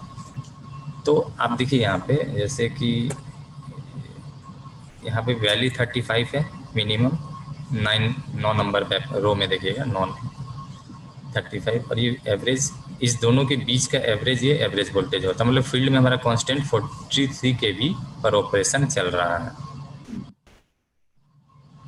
और फील्ड में स्पाइक मतलब पीक में इससे ज़्यादा जाता है, लेकिन वो कब कब जा सकता है, जब हमारा प्लेट पर ऐस बिल्कुल नहीं रहा, ऐस फ्रेश रहे तो इतना चल जाएगा, लेकिन जैसे ही ऐसा आएगा तो फिर ड्रॉप हो जाएगा। लेकिन हमारा ड्रॉप कितना भी मिनिमम होगा तो 35 से कम नहीं जाएगा फील्ड में वोल्टेज, और मैक्सिमम जाएगा 35 जाएगा। अगर फील्ड में 85 से ज़्यादा हो जाएगा, जैसे कि ट्रांसफार्मर का रेटिंग हमारा 95 kV रहता है, तो फील्ड में मतलब एक्सप्लोजन भी हो सकता है, इसलिए इतना तक बैरियर ही टाइप का इसको करके दिया जाता है, इससे ज़्यादा नहीं जाएगा।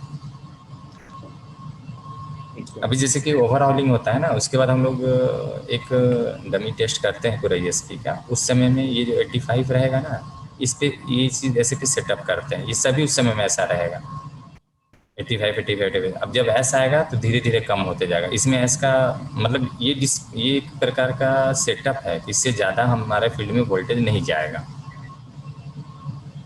अब कम ज़्यादा अगर है तो कुछ, जैसे यहाँ पे 69 है तो ट्रांसफार्मर में कुछ फॉल्ट हो सकता है, तो उसको कम कर दिया गया है, ऐसा करके है।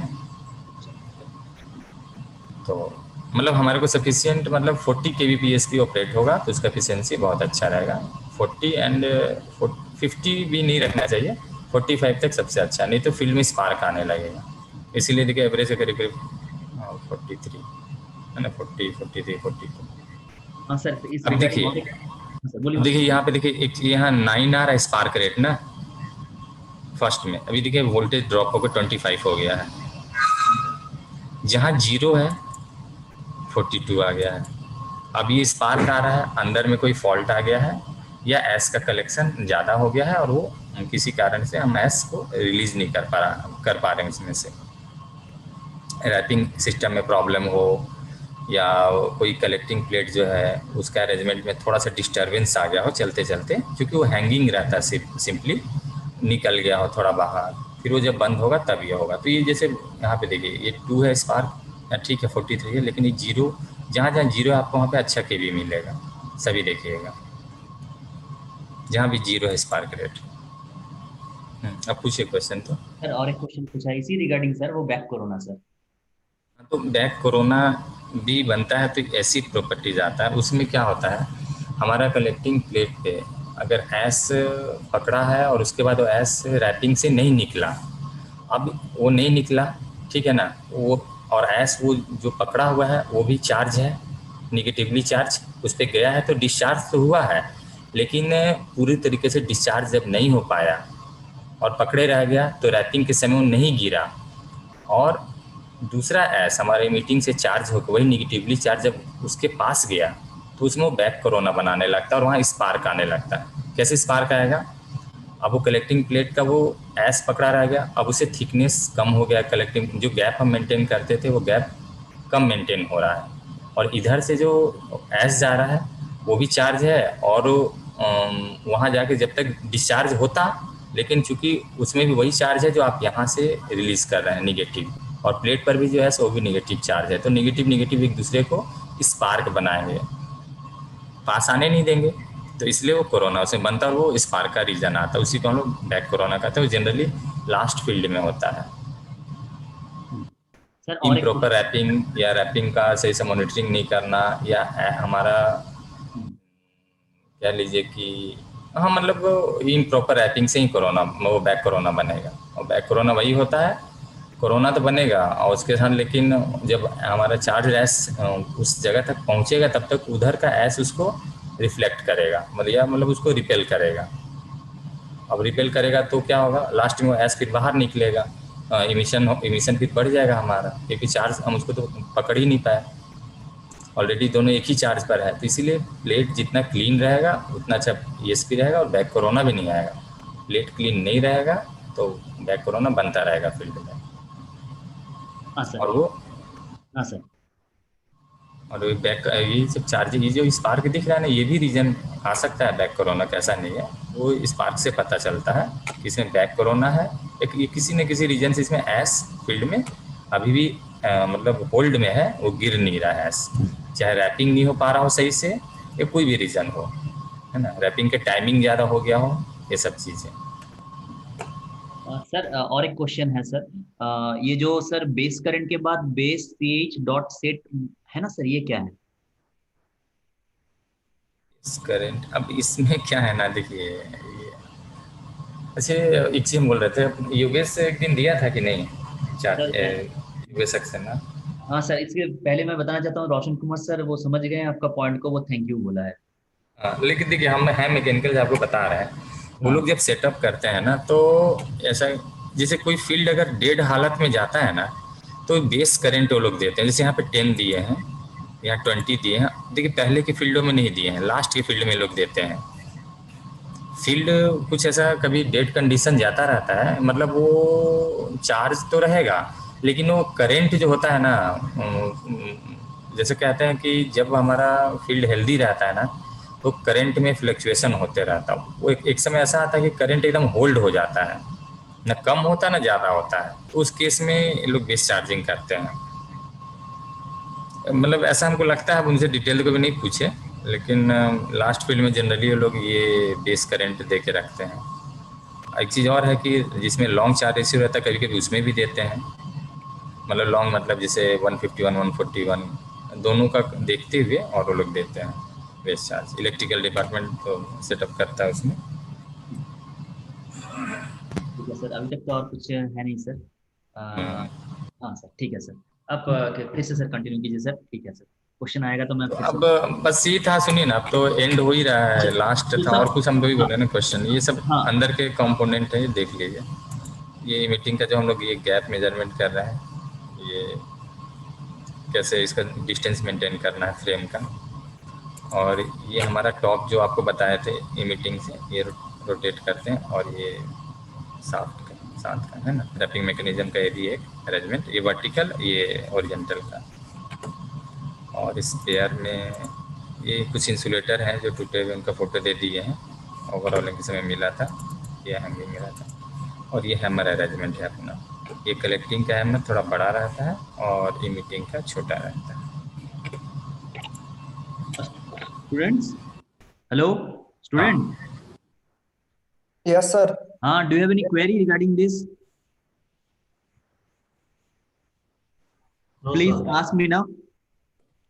नो सर, क्लियर हो गया सर। क्लियर हो गया, ओके सर। सर एक क्वेश्चन था सर। हाँ बताइए बताइए बताइए।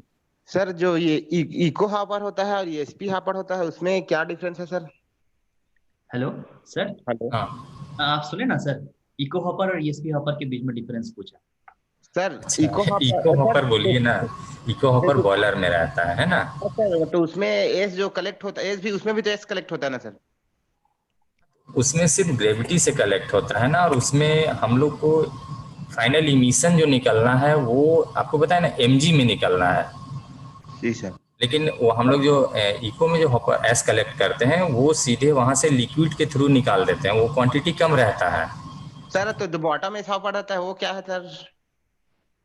बॉटम एस भी वही है, देखिए ये जो बॉटम एस हो गया, ये एस हो गया, इसमें क्वांटिटी ऑफ एस कम रहता है, एक चीज़। और दूसरा चीज़ है कि फाइनल हम इससे पूरा जितना भी फ्लू गैस है ना, क्योंकि उधर फ्लू गैस हमको रिलीज करना है ना, जी सर, ये एसपी से सर। फ्लू गैस आप फिल्टर करके ही रिलीज कर सकते हैं, और फ्लू गैस आपको मेंटेन भी करना है बॉयलर का डीपी। जी सर। जी सर एक तो सर ये एसपी दोनों चीज को डिस्ट्रीब्यूट के लिए डायरेक्ट आप सोचेंगे कि हम बॉयलर का पूरा एस उस टाइप का एक इक्विपमेंट बना के पूरा डंप कर रहे हैं, तो उसका मतलब जो गैस है वो कहाँ जाएगा, सर वो तो नहीं निकाल पाएंगे ना। पूरा एक बार मेरा डाउट एक बार क्लियर करते तो बढ़िया रहता था सर। मैं ये पूछ रहा था सर, हेलो सर, जैसे कि बोलिए पेट्रोल को जलाया जाता है सर, तो उसका कितना कितना परसेंटेज जो बॉटम हॉपर में एस गिर जाता है, उसके बाद इको हॉपर में कितना परसेंटेज गिर जाता है, उसके बाद बच के कितना फ्लू गैस से होते हुए एसपी जाता है सर, ये परसेंटेज बताएंगे सर? उसमें बता रहे 80% पूरा चला जाता है ईएसपी साइड में, 80% सर। और 20% में दो पार्ट में बटेगा, जो बॉटम एस और इसमें इको हॉपर में सर। हाँ। अच्छा जी सर। सबसे मैक्सिमम ट्रीटमेंट एस का ईएसपी ही करता है, ठीक है ना। 80% पूरा एस उधर चला जाएगा।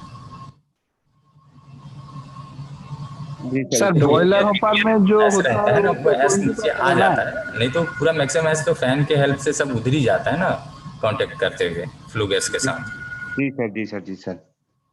80% सर। सर हाँ जो 80% मान लीजिए, और एवरेज एग्जैक्ट तो अभी ध्यान नहीं आ रहा मेरे को, लेकिन 80%, 70 to 80% उधर ही जाएगा। बचा हुआ इधर इको और आपका स्लाइड बॉटम होगा एस। सर 10% में इको हॉपर और बॉटम में हॉपर में सर। हम्म। जी सर जी सर जी सर। सर जो हॉपर रहता है उसमें हीटर्स वगैरह रहते हैं, तो उसके बारे में बताएंगे सर। और मैं तो असेंबलिंग बता पाता। अजी क्या बोल रहे थे, एक बार बताइए। जो हॉपर रहता है उसमें हीटर्स वगैरह लगे रहते हैं, तो उसके बारे में बताइएगा। हॉपर हीटर हो गया, सपोर्ट इंसुलेटर हीटर्स वगैरह, उसके बारे में बताइएगा। हीटर का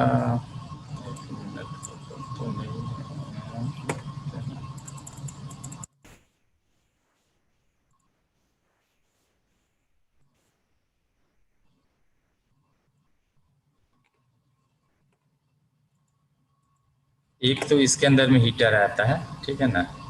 इसमें रहेगा, चूंकि यहाँ पे मॉइस्चर बनता है, इसको हम लोग सॉफ्ट इंसुलेटर हीटर कहते हैं। इसके अंदर में रहेगा एक, मतलब ये अभी आपको दिख नहीं रहा है, ये अपर साइड में, मतलब यहाँ पे अंदर में बना रहता है। इसमें एक हीटर रहता है, सॉफ्ट इंसुलेटर हीटर कहते हैं। मॉइस्चर ना आए, और मॉइस्चर आएगा तो इसमें चार्ज होता है, चूँकि 40 kV, तो इधर फ्लो हो जाएगा बॉडी में, इसलिए इस चैम्बर को हीट करके रखते हैं। और दूसरा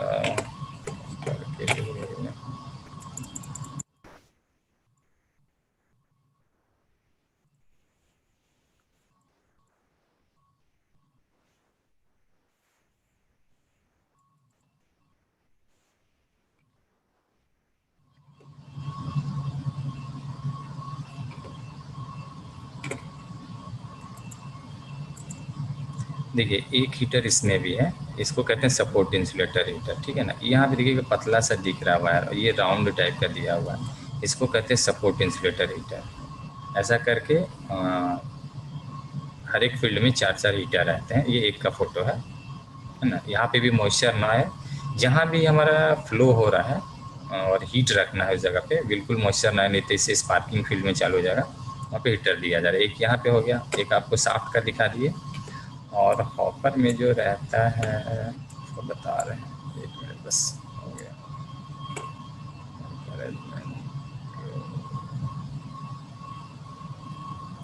एक हॉपर का फोटो, इसमें क्या है ना कि यहाँ पे चूंकि हमको एस का फ्लो चाहिए, एस तो यहाँ पे रैपिंग के बाद आ तो जाता है, लेकिन चूंकि हम एक कॉन्टिन्यूस फ्लो तो नहीं करते हैं, तो बहुत देर बाद इस एस का टेम्परेचर ड्रॉप हो जाता है, और यहाँ पे फिर वो चोकिंग होने लगता है। इसलिए चूंकि साइक्लिक फ्लो इसमें सिस्टम खाली करते हैं साइक्लिक, तो यहाँ पे हीटर देते हैं चारों साइड में, एक साइड छोड़ के 1 2 3 3 साइड में हमारा टोटल 4 हीटर का अरेंजमेंट रहता है। 4 4 4 12 हीटर, इसको हॉपर हीटर कहते हैं। पर हॉपर में 12 हॉपर हीटर रहेंगे, और पर फील्ड में 4 सपोर्ट इंसुलेटर हीटर रहेंगे, और पर फील्ड में 1 सॉफ्ट इंसुलेटर हीटर रहेगा।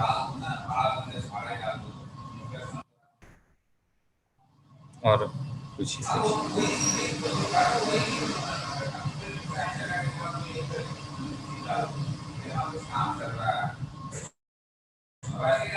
Hello students. हाँ, hello students, any other query?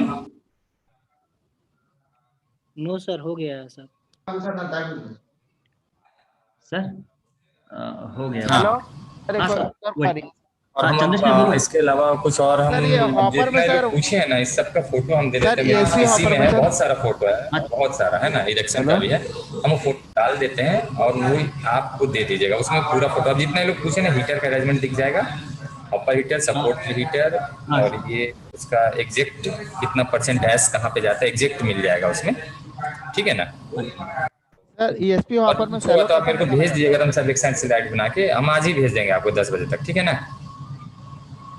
Hello हाँ चंद्रशेखर बोलो, चंद्रशेखर बोलो। सर, ईएसपी हॉपर में सैलो को कैसे निकाला जाता है सर? वाटर के थ्रू की एस हेलो एस को सर। कैसे निकालते हैं सर? उसका जो एस जो रहता है नीचे में। अरे चंद्रशेखर रुक जाओ।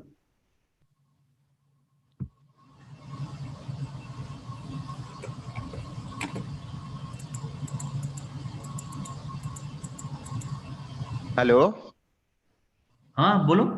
सर, मैं ये पूछ रहा था कि जो ईएसपी हॉपर में जो एस जमता है, एस ईएसपी हॉपर में उसको वेट वेट सैलो जो ले जाया जाता है उसको वेट के फॉर्म में ले फिर जाया जाता है कि ड्राई के फॉर्म में सुनो ले जाया जाता सर, सर एक क्वेश्चन है सर, प्लीज तुम फिर से रिपीट करो। है? सर, जो ईएसपी हॉपर में एस जो जमता है सर, हाँ एस बोलो। जो कलेक्ट एस जो कलेक्ट होता है सर, उसको जो सैलो ले जाया जाता है उसको वेट के फॉर्म में ले जाया जाता है कि ड्राई के फॉर्म में ले जाया जाता है? दोनों फॉर्म में ले जाते हैं। दोनों फॉर्म में सर। ड्राई वो भी तो उसको जाता है पंप से और वेट भी जाता है स्लरी बना बना के। सर उसको क्लिंकर विंकर करने का कोई जरूरत नहीं है सर, उसको तोड़ने वोड़ने को तो जैसे कि बॉटम में सॉपर का क्लिंकर करते हैं उसको तोड़ते हैं sir. Hello bottom S hopper का क्लिंकर? एस को क्लिंकर कर तोड़ उसको तोड़ते नहीं है सर। नहीं नहीं, एस जो हमारा, देखिए ईएसपी में जो एस जाता है उसको दो तरह से उसको ट्रांसपोर्ट करते हैं, ठीक है ना? ड्राई तो सेलो तक चल जाता है और वेट पंप के थ्रू चला जाता है अपना जो पॉन्ड होता है ना, एस पॉन्ड, ठीक है ना?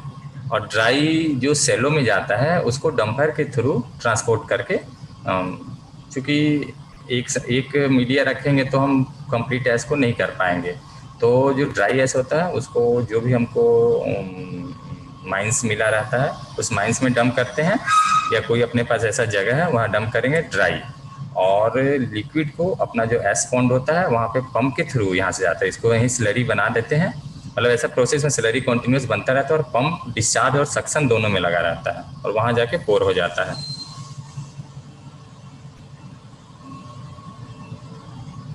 एक साथ करने पे सिस्टम पे बहुत लोड पड़ेगा और ज़्यादा अरेंजमेंट लगाना पड़ेगा, इसलिए दोनों सिस्टम से हम करते हैं। और कभी कोई सिस्टम अगर हमारा डिस्टर्ब हो गया तो हम दूसरा सिस्टम का भी ऑप्शन रहता है कि सिर्फ ड्राई से भेज सके, इसलिए दोनों ऑप्शन रखा जाता है।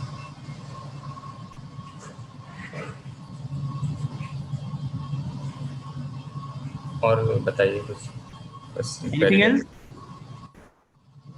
हेलो हाँ कुछ और कुछ क्वेश्चन है? सर एरिका की क्लास कब लगेगी सर, वो एरिका वगैरह? अरे तुम इसका क्वेश्चन का पूछो ना। सर ये तो सब कंप्लीट हो गया है, क्योंकि हाँ ईएसपी सर एरिका भी है, इसलिए पूछ रहा था मैं। हाँ तो ठीक है ना, उसके लिए बात करेंगे ना सर। सर ईएसपी का हम लोग का मैकेनिकल, टेस्ट हुआ था सर, उसका रिजल्ट नहीं आया है सर अभी तक के। तुमको अभी ये सब चीज पूछना है? सर लाइन पे है, मैं सर के साथ, सर का स्पीकर खराब है तो सर के साथ मोबाइल से बात कर रहा हूँ, तुमको अभी ये सब चीज जानना है? जो एरिका का टॉपिक बोल पढ़ाया गया है उसके ऊपर बात कर लो ना। प्रेजेंटेशन एरिका कंट्रोलर का बोल रहे हैं ना? Sir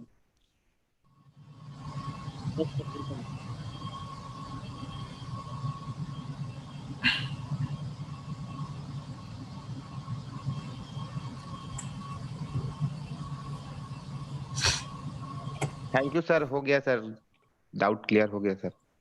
thank you so much sir.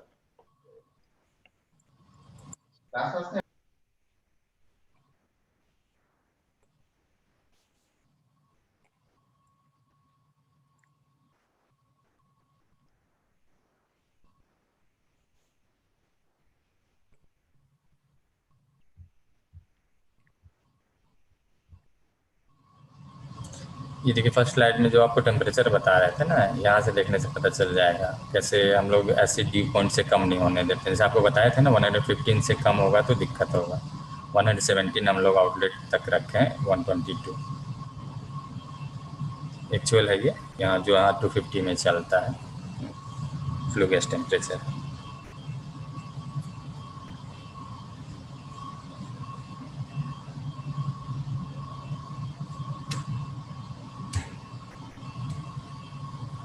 Sir ESP के बाद फ्लू गैस में एस पार्टिकल क्या मिनिमम भी कोई रहता है कि एकदम 0% हो जाता है सर?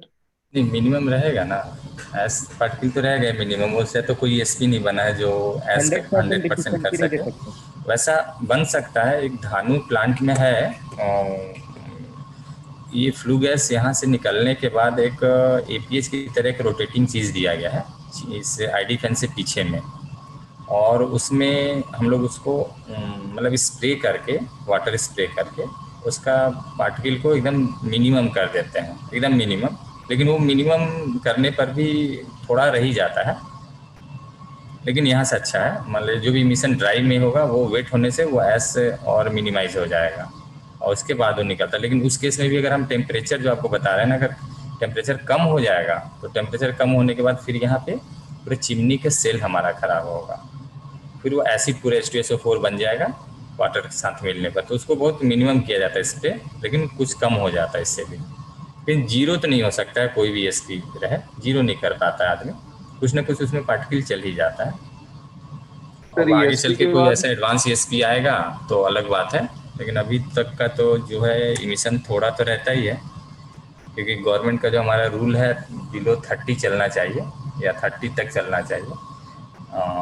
इसलिए कि अब 10 या 0 से 10 के बीच का भी नहीं दिया, मतलब अभी 30 तक इंडिया में है। और चूँकि ऐसा कोल है इसमें इमिशन होना ही होना है। कोई 30 मेंटेन कर रहा है, कोई 30 से कम भी करता है, कोई 50 तक भी ले जाता है। ज़्यादा ईएसपी खराब होगा, पहले गवर्नमेंट का था लीगल की 50 तक चल सकता है मिलीग्राम, है ना, लेकिन अब उसको कम के लिए बोला है गवर्नमेंट की, जो भी प्लांट इंस्टॉल्ड होगा उसमें बिलो 50 चाहिए हमको। अब धीरे धीरे बिलो 30 mg पे आ रहे हैं, ये तो परमिशन नहीं मिलेगा चलाने के लिए। सर ये ईएसपी के बाद हम लोग बैग हाउस भी लगा सकते हैं क्या? बैग हाउस बहुत छोटे साइज की ईएसपी में लगता है, बड़े ईएसपी में नहीं लगता है। तो इसके बाद हम लोग वो इंस्टॉल कर सकते बहुत हैं कि ज़्यादा नहीं? हो जाएगा ना, बैग हाउस में डीपी बनता है। छोटा ईएसपी के लिए आप कर सकते हैं, लेकिन इतने बड़े ईएसपी के लिए ना ईएसपी का एरिया इतना बड़ा हो जाएगा ना कि पूरा आईडी फैन मतलब इतना बड़ा एरिया में लगाना पड़ेगा, इसलिए इसको ऐसे कलेक्शन करते हैं कोरोना के हेल्प से। बैग फिल्टर मतलब एक फिल्टर है, उसमें से ऐसे जाएगा और फाइन पार्टिकल निकलेगा, लेकिन कितना क्वांटिटी कर पाएंगे आप? ज़्यादा नहीं कर पाएंगे ना, थोड़ा कर सकते हैं। Yes sir. और जगह में है तो दोनों हाइब्रिड ईएसपी है, मतलब ये इमिटिंग प्रोड का भी है और बैक फिल्टर जो बोल रहे हैं वो भी है। लेकिन 100% बैक फिल्टर का ईएसपी 250 मेगावाट या बड़े ईएसपी में नहीं लगा सकते हैं, बहुत ज़्यादा एरिया हो जाएगा और वो डीपी मेंटेन हम लोग नहीं कर पाएंगे। बैक फिल्टर में क्या डिफेक्ट है कि वो बैक फिल्टर फटता रहेगा, फट जाएगा तो आप क्या करेंगे बताइए? बार बार ईएसपी बंद नहीं ना करेंगे बैक फिल्टर बदलने के लिए। नो सर, ये तो वो तो जल्दी खराब हो जाता है, बैग फट जाता है। हाँ, खराब भी जल्दी होगा ना। इतना हाई क्वांटिटी ऐसा है ना, थोड़ा मोड़ा के लिए चल जाएगा लेकिन ज़्यादा के लिए नहीं चलेगा। क्योंकि 250 मेगावाट चल रहा है, इसमें आप 65 मान लीजिए कि 40% ऐस भी जोड़ लीजिए तो भी देख रहे कितना ऐसा इतना टन पर आवर जा रहा है, तो बहुत ज़्यादा एरिया में लगाना पड़ जाएगा। और उसका फिर मेंटेनेंस वैसी है, बैक फिल्टर फिर जब भी फटेगा फिर उसको बदलो, नहीं तो अगर एक फटा डेंसिटी बढ़ा फिर दूसरा फटा और डेंसिटी बढ़ा, तो वो मेंटेनेंस भी बहुत ज़्यादा मांगता है इससे, इसीलिए उसको आजकल नहीं किया जा रहा। पहले समय में होता था छोटा ईएसपी में, लेकिन बड़े ईएसपी में नहीं ऐसा होता, बैक फिल्टर नहीं मिलेगा आपको कहीं भी। तो जो मिनिमम हाइब्रिड मिल सकता है लेकिन वो भी 100 मेगावाट तक में। सर जो मिनिमम एस पार्टिकल बच जाते हैं सर, वो जो फिल्टर लगाने का बात कर रहा था वो सर चिमनी के आसपास लगा सकते हैं क्या, ताकि एकदम मतलब एस पार्टिकल कम जाए? तो वो लगा तो सकते हैं, ऐसा नहीं है। हम जैसे आपको बता रहे हैं धानु में जो लगा हुआ वो भी है, मतलब अरेंजमेंट लगाया जा सकता है। लेकिन बीएचएल का जो ईएसपी का मतलब बीएचएल जो ईएसपी हम लोग को दिया है इरेक्शन के लिए ना, वो ईएसपी इसी हिसाब से दिया गया कि 30 mg, 30 mg में अगर ईएसपी चलेगा ना तो आपको विजिबल नहीं होगा चिमनी, ये समझ लीजिए, कुछ विजिबल नहीं होगा। लेकिन उतना मेंटेन नहीं हो पाता है, वो भी कोल जब खराब रहता है तब। लेकिन कोल अच्छा रहेगा तो नहीं पता चलेगा कि चल रहा है, मतलब इमिशन से आपको नहीं पता कर पाएंगे। और इसका एफिशिएंसी बैक फिल्टर से बैक फिल्टर थोड़े के लिए ज़्यादा अच्छा है, लेकिन इतना ज़्यादा इसके लिए अच्छा नहीं रहेगा, उसका स्पेस भी बहुत ज़्यादा लगेगा। बहुत सारा चीज़ देखते हुए फिर ऐसा ESP को मतलब इरेक्शन किया गया या VCL डिज़ाइन में लिया।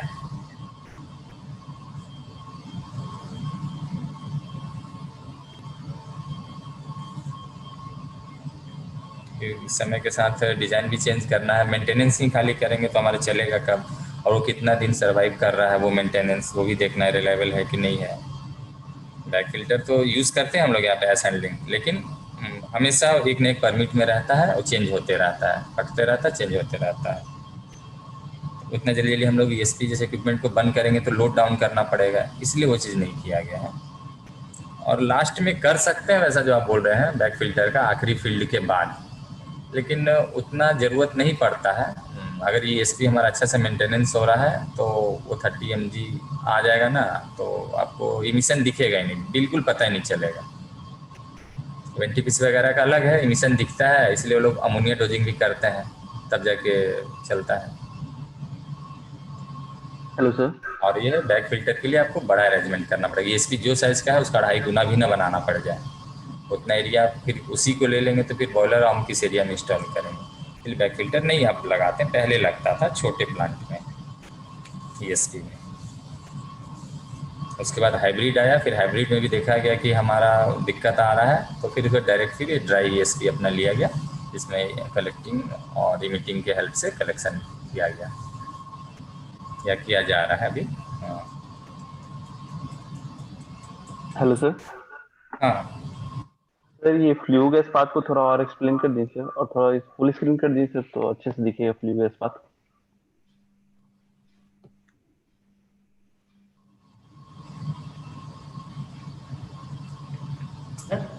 बोलिए सर। वो लड़के लोग को फ्लू गैस का पाथ का जो आप दिखाया ना इधर जो PPT में है, ये वो क्लियर देख नहीं पा रहे हैं सर, इसको फुल स्क्रीन कर दीजिए ना सर, तो वो क्लियर देख पाएगा और कुछ पूछेगा सर। हाँ नीचे आइए थोड़ा सा। हाँ हाँ, वो 76% जो लिखा हुआ है, 76% जो किया हुआ है सर, वो सर परसेंटेज जहाँ पे साइन है ना सर, ये परसेंटेज का साइन के सामने पास साइड में देखिए, परसेंटेज का साइन उसके साइड में, यहाँ उसको क्लिक कर दीजिए। हाँ उसमें और एक बार क्लिक कीजिए सर। हाँ Roshan Kumar. Yes sir, it is visible now. Yes sir. हाँ ना, इसको थोड़ा सा एक्सप्लेन कर दीजिए, इसको थोड़ा सा। सर ये एक्सप्लेनेशन थोड़ा मांग रहा है सर, इसको थोड़ा एक्सप्लेन कर दीजिए सर। हाँ देखिए, ये पहला यहाँ से फर्नेस से हमारा आ रहा है, इसमें फ्लू गैस और O2 का परसेंटेज है ना, इसका टेम्परेचर इतना है। उसके बाद APH के बाद यहाँ पर आए 137 डिग्री सेंटीग्रेड, इधर 135 डिग्री सेंटीग्रेड। उसके बाद ये ESP में दो तरफ से इंसर्ट कर रहा है, मतलब है एक ही ESP, इसमें दो खाली पार्ट में कर दिया गया है डक्ट को, जिसके थ्रू हमारा फ्लू गैस जा रहा है। इधर ऐसे दे दिया गया है, और हम बताया था ना जैसे कि 135 137, मतलब इससे ज़्यादा नहीं रखना है टेम्परेचर। अगर इससे ज़्यादा रखेंगे तो इसमें कलेक्शन हमारा कम हो जाएगा, क्योंकि जिस फार्मूला पे काम कर रहा है प्रिंसिपल पे वो फिर सही से नहीं होगा। उसके बाद यहाँ से देखिए बाहर निकलने के बाद 122, यहाँ 117। अब इसमें और इसमें अंतर है कि इफ 5 डिग्री का अंतर होने का रीज़न हो सकता है कि देखिए यहाँ 137 ज़्यादा है, यहाँ 122 कम है, और ये यहाँ 135 कम है इससे, लेकिन यहाँ ज़्यादा है। मतलब इसमें इस ESP में कुछ फॉल्ट है जिसके कारण एस कलेक्शन कम हो रहा है और एस थोड़ा निकल रहा है ज़्यादा, इसलिए इधर टेम्परेचर इसका ज़्यादा मेंटेन है। ठीक है ना, फ्लू गैस एस भी है, एस भी टेम्परेचर कैरी करता है फ्लू गैस के साथ ना, तो ये है। उसके बाद हम लोग यहाँ पे 117 रखे हैं, यहाँ से यहाँ तो टेम्परेचर अभी ऐसा मेंशन नहीं है, लेकिन हम लोग यही कोशिश करते हैं कि हमारा ड्यू पॉइंट है 120 डिग्री, उससे कम ना हो। लेकिन यहाँ थोड़ा कम है तो मान लीजिए कि थोड़ा सा और कम हो, लेकिन 100 डिग्री से नीचे बिल्कुल ना जाए, नहीं तो फिर वो एसिड बनने लगेगा। यहाँ 117 आ ही गया है तो थोड़ा इफेक्ट तो इधर आएगा, लेकिन बहुत कम, इधर बहुत ज़्यादा रखेंगे तो यहाँ तो रहेगा सही, लेकिन हमारी ESP का फंक्शन गड़बड़ हो जाएगा। ESP नॉर्मल हमारा सबसे स्टैंडर्ड काम, जब इसके अंदर का टेम्परेचर हमारा 125 रहता है तो करीब करीब मान लीजिए ये 125 के एवरेज में काम कर रहा है, तो 117 इधर आ रहा है और इधर 122 आ रहा है, तो ये भी देख लीजिए। यहाँ पे देखिए PPM दिया हुआ है, CO2 क्या है, ये सॉक्स नॉक्स CO ओपेसिटी देखिए अभी 47 चल रहा है, इस केस में आपको दिखेगा, है ना, कभी का फोटो था।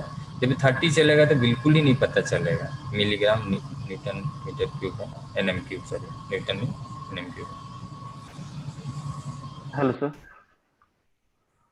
अभी सर थोड़ा यहाँ पर देखो पर स्क्वायर मीटर GD14 तक है, मतलब जो सर गैस लगा है ना, सेंडाई का एक इंस्ट्रूमेंट लगा रहता है जो ओपेसिटी सेंस करता है, वो वॉल्यूम में बताता है ना, मीटर की वॉल्यूम हो गया, पर उसका एक सरफेस एरिया राउंड करके उसमें कितना कांटेक्ट S टच होके निकल रहा है और वो बताता है। रोशन Yes, sir. पूछो पूछो क्या क्वेश्चन है। सर यहाँ GD14 तक है, मतलब sir gas distribution disc 14 disc हम लोग यहाँ पे यूज कर रहे हैं। वो सर M करके जो रेड वाला पार्ट है वो क्या है सर? रेड फिर से रिपीट करिए ना, क्या पूछ सर ये जो है ना सर, ये रेड कलर का वो मोटर का है, ये M लिखा हुआ है सर। ये? हाँ सर, वो जो M लिखा हुआ है ना सर, उसके बारे में पूछ रहे हैं सर। अच्छा, ये M है, जो ये मोटराइज गेट है उसको M सिंबल दिया गया है। तो सर मतलब ये टोटल गैस मोटराइज गेट है, डिस्ट्रीब्यूशन आइसोलेशन सिस्टम गेट है, फ्लू गैस पाथ को आइसोलेट करने के, जैसे कि हमको हो रही कभी है। काम करना है इसमें ना, तो ये M लिख दिया गया। GD मतलब गैस डैम्पर, है ना, और ये मोटराइज सिस्टम इसलिए M दे दिया गया। मतलब यहाँ कंट्रोल रूम से ऑपरेट हो जाएगा और कोई मैनुअल भी रहता है। सर न्यूमेटिक यूज नहीं करते क्या हम लोग, न्यूमेटिक गेट? न्यूमेटिक का क्या जरूरत है, मोटराइज है तो न्यूमेटिक सर ऐसे 3 गेट कंट्रोल रहता वाला है ना, तो रहता है, मोटराइज, कर सकते न्यूमेटिक और हैं, एक मैनुअल। ऐसा नहीं है। लेकिन गेट को न्यूमेटिक उतना बड़ा गेट को देने का जरूरत नहीं है, मोटराइज ही सही रहता है। सर हेलो, डिस्चार्ज इलेक्ट्रोड जहाँ सर टूट जाए तो सर, तो हम लोग पता कैसे करेंगे ESP में या डिस्चार्ज कैसे, कहाँ पे फॉल्ट हुआ है? वो अंदर इंस्पेक्शन करेंगे तभी पता चल पाएगा कि किस रूम में, किस लोकेशन में डिस्चार्ज इलेक्ट्रोड हुआ है। लेकिन बाहर से आपको चूंकि इंडिविजुअल ट्रांसफार्मर है तो वो फील्ड हमारा शॉर्ट हो जाएगा, ये भी नहीं बनाएगा। तो सर तो पूरा सॉल्ट हो जाएगा या एक जहाँ जहाँ तक इलेक्ट्रोड डिस्चार्ज लगा हुआ है वहां तक ही होगा क्या शॉर्ट? नहीं नहीं, जिस भी फील्ड में कोई इलेक्ट्रोड अगर शॉर्ट होगा वो फील्ड पूरा शॉर्ट हो जाएगा। और वो उसको इंस्पेक्शन करने के लिए ESP बंद होगा, उसके अंदर जाएंगे और उसको फाइंड आउट करना पड़ता है किस रो में शॉर्ट सर्किट हुआ है। तो सर ऐसा कभी हो चुका है क्या, मतलब ऐसा कभी फॉल्ट होता है क्या कभी कभी मेंटेनेंस नहीं करेंगे तो? हमेशा होता है, कभी कभी क्या, कुछ कुछ दिन पे होता ही रहता है। तो रीजन क्या है सर जो फॉल्ट होने का सर? ज्यादा हम लोग ज्यादा वही है बता रहे हैं, जैसे कि हमेशा हमारा जो कोल आ रहा है ना, कोल में एस का कंपोजिशन कम ज्यादा रह रहा है। अब कॉन्टिन्यूअस वो उस बेस पे सेटअप, जैसे कि हमेशा या तो आप ऐसा करना है कि ऑटो मोड में रहे। ऑटो मोड में नहीं देते हैं कि अगर कोई फील्ड, कभी कभी क्या होता है कि ऑटो मोड में देने पर एस कलेक्शन में अगर डिफरेंस आ रहा है उसके कारण तो करेगा, लेकिन उसको बार बार रीसेट करने का एक ड्यूटी पड़ जाएगा। तो इसलिए इसको मैनुअल मोड में करके रखते हैं। तो मैनुअल मोड में तो कर देते हैं कि बार बार उसको मॉनिटर नहीं करना पड़े। लेकिन जब एस बढ़ता है और किसी में ज़्यादा कलेक्शन हो जाता है तो कलेक्शन के समय वही कोरोना बनेगा, कोरोना के बाद स्पार्क आएगा, स्पार्क के बाद वायर कट जाएगा। अच्छा सर। तो जनरली आपको किसी भी कहीं का भी ESP रहेगा, फर्स्ट सेकंड फील्ड तक ही प्रॉब्लम आएगा, पीछे के फील्डों में नहीं आएगा। इसीलिए फर्स्ट सेकंड फील्ड ज़्यादा शॉर्ट सर्किट होता है, पीछे का फील्ड शॉर्ट सर्किट नहीं मिलेगा। Thank you.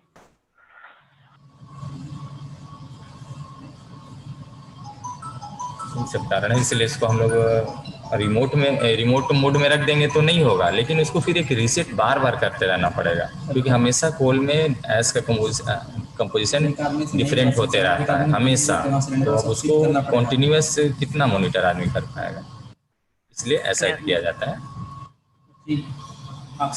सब लगा है समय। ठीक है, काटना ठीक है, मैं देखता हूँ, भेजता हूँ। और कुछ स्टूडेंट्स मैं उसका कहना लाभ चार्ज लेता है उससे खोलना पड़ता है, पूछना तो पूछ सकते हैं। उससे नहीं निकल पाएगा ना, नहीं पूछूं मीटर रहता है, सब पता करना पड़ेगा सब। अनुपम सर, हाँ पाइप लगा है उसमें, सर एक ESP में हम हैमरिंग करते थे। सिलेंडर खोलना पड़ेगा सर ना। हाँ हाँ बताइए ना। सर जो ESP में हम हैमरिंग करते थे तो किस लिए यूज करते थे? कि ऐश को निकालने के लिए यूज करते थे। हाँ नहीं तो छोटा मोटा बड़ा है आपका काटने के लिए? हाँ एकदम सही। ज्यादा काटना, छोटा मोटा बड़ा है, कितना मोटा है? अच्छा और कुछ क्वेश्चन? No sir. आप लोग हेक्सा प्लेट नहीं रखने से काट लेते हैं? Hello sir. हाँ बोलिए। हाँ सर, आप तो कोई क्वेश्चन ऐसा है नहीं सर।